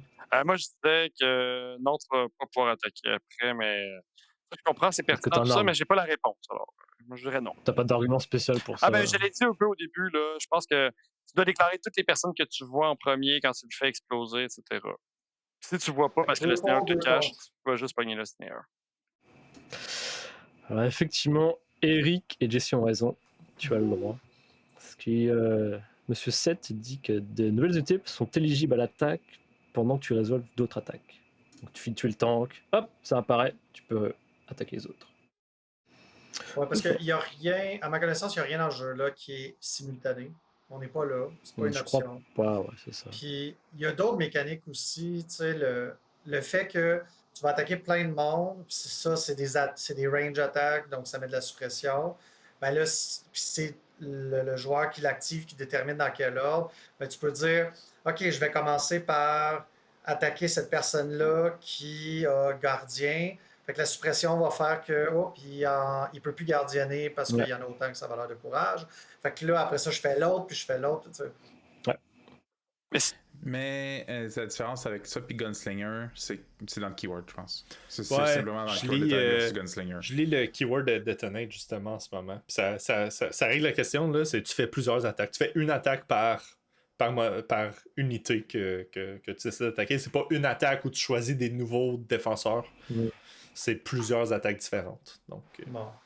Mais quand c'est très pertinent comme question. Mettons que tu splits. C'est une seule attaque. Mais avec deux. Ouais. Tu déclares en même temps. Mais est-ce que tu peux déclarer quelqu'un que tu vois pas? Mettons que tu tires du gun, mettons que tu as un gun à ion, le snare a un seul point de vie, tu as un gun à ion avec ton rebelle trooper qui est la meilleure unité des rebelles. Puis, avec ton ion, tu tires sur le snare, mais tu avais dit que tu allais séparer ton attaque et les 4 autres dés noirs allaient frapper une unité en arrière. Tu peux-tu le faire? Ça marche pas parce que dans la section attaque, pour l'avoir relu il n'y a pas longtemps, quand tu décides de séparer, pas parce que tu as arsenal ou gunslinger, juste parce que tu as plusieurs armes à ta portée, tu dois créer tes pools au départ avant de lancer quoi que ce soit. Tu dois te commettre, ça va sur mon attaque A, va sur A, B, C, D. Fait qu'après ça, si ça découvre des gens, ça change pas. Ouais. Puis c'est vraiment dans le keyword, c'est une action à l'attaque versus un détonate. Mais arsenal, mettons. C'est une seule séquence d'attaque. Quand tu splits, c'est une seule séquence d'attaque. Tandis que détonate, tu fais une séquence d'attaque par défenseur. Tu fais plusieurs séquences d'attaque. Elle a la différence. Puis la séquence d'attaque, elle peut se répéter pour jusqu'à ce que toutes tes armes que tu as utilisées soient à être utilisées. C'est là la différence, c'est que l'attaque réfère à elle-même. OK, si t'as arsenal, peux-tu déclarer une cible que tu vois pas en arrière après que tu tué? Toujours pas. Te beam, est-ce que tu peux faire ça? Toujours pas. OK, alors c'est jamais sauf avec cette bombe de Sabine-là. Puis la bombe de Boss, mettons. Puis tant qu'à être sur la question, messieurs, pour nos auditeurs, Gunslinger, y a-tu un cas particulier ou c'est le même principe? Parce que lui, je sais pas si... Dans le temps, c'était... Tu n'avais pas besoin de déclarer en même temps, mais ça doit peut-être changer. Je pense que c'est pareil, il faut que tu déclares avant. Tu dois le déclarer avant, c'est au moment où tu déclares Additional Defender, donc c'est comme si tu faisais un split fire avec 2 guns. C'est au même moment. Ouais. Mais tu as posé aussi une question dans le forum, Nico, maintenant que je t'espionne sur le forum. Ordonnance. On a parlé la semaine dernière. Ah, on avait parlé, ok, c'est pour ça que je n'étais pas là. Ouais. C'est correct. Bon, merci, j'ai hâte d'écouter ça. À sa défense, l'épisode de la dernière fois n'est pas sorti, donc c'est pas parce qu'il ne nous écoute pas qu'il parle de ça. Non, c'est moi qui slack, là, ça s'en vient. C'est pas ça que j'ai dit, Marco. C'est pas ça que j'ai dit. Non, on dira jamais ça, je dis. Si, avant qu'on termine ça, messieurs, si ça vous le dit, pendant qu'on parlait, j'ai conçu une liste avec 6 clones avec des médics et des ingénieurs. Moi aussi. Moi aussi? C'est beau ça. OK. Wesh. Fait qu'on va présenter nos listes, puis les gens vont voter. Bon, sûrement Jesse, il est meilleur que moi là-dedans, mais... Ça fait longtemps qu'il n'a pas joué, il est rouillé, peut-être que... Oh, j'ai joué une game dans le dernier mois. Là. C'est pas 2 games par semaine comme avant. Oula. Fait que je partage mon écran. Alors, voici ce que j'ai concocté. Donc, puis il reste même 7 points là, que choix du chef. Mettez ce que vous voulez. Donc, République, 6 clones troopers infanterie avec un médic et un ingénieur. Donc, 6 guérisseurs puis 6 réparateurs. On a un Saber Tank avec Beam Turret, parce que tout le monde a dit que c'était essentiel. Un Armor Piercing Shell, Link Targeting Array et Ayla Secura, qui va être notre Field Commander et qui donne Inspire 2. On n'a jamais trop d'Inspire dans une vie. Et je n'avais pas les points pour mettre un commande. J'ai mis la Support Plateforme avec Twin Beam et le pilote qui met des observes après qu'il ait attaqué. Petit combo facile. Là. Un Bark Speeder avec un Ion Gun et Strike and Fade. Et Padmé Amidala, parce qu'elle coûte pas cher, avec Inspire Présence, parce que qu'est-ce qui est meilleur que des clones qui paniquent pas à 4, des clones qui paniquent pas avant 6. Donc, et surtout que Padmé peut bolsterer les véhicules et tout le monde, etc. Fait que je m'amuse avec 10 activations, 3 véhicules, 6 groupes de 6 troopers qui peuvent tous attaquer en noir puis se partager des jetons. Et voilà. Nice. C'est intéressant, j'aime ça. Nice. Simple, efficace, coupe d'affaires qu'on voit moins souvent. En tout cas, c'est vraiment original. Ouais. Ça, c'est sûr. C'est pas compliqué à jouer, là. Tu fais ta game, t'avances, tu tires, puis une blessure, bon, on va l'enlever. Puis à un moment donné, il n'y en a plus, mais c'est pas grave. T'as quand même 6 guérisons réparation. Fait que je vous épargne les cartes de commandement, ce genre d'affaires. Tu prends les 3 cartes de Padmé. J'en avais mis 2, mais j'ai pas mis ça 3 piles. Moi, j'ai été encore plus simple. Oh, J'ai 2 unités qui vont actually exister, pas mourir, puis c'est là-dessus qui vont se faire guérir puis réparer. J'ai la Bad Batch puis un Saber Tank. Saber Tank a un clone de Shock Trooper parce que j'avais 4 points qui traînaient. Une Beam Turret parce que j'ai juste 9 activations, fait qu'il faut que mon activation tire 3 affaires pour aider la suppression. 6 clones, Medic Engineer, la Bad Batch, Rex avec des Recon Intel pour faire donner score à ma Bad Batch. Puis Trusted Agent pour lui donner un ordre. C'est tout. C'est simple. Simple, efficace, ouais. Je pense que la Bad Batch, si tu lui donnes 6 défis de plus, elle peut tuer la moitié de l'armée. J'avais commencé ma conception avec la Bad Batch puis le tank avec les 6, mais j'aimais pas ça être à 9 activations. Fait que là, je jouais. Puis là, fallait que j'enlève, fallait que je triche, puis j'aille juste, mettons, 5 unités avec l'ingénieur. Mais j'aime bien ce que tu as fait. Si quelqu'un veut jouer 9 activations, oui. Mais moi, ça me donne le goût. Là. Ouais, c'est intéressant. J'avoue.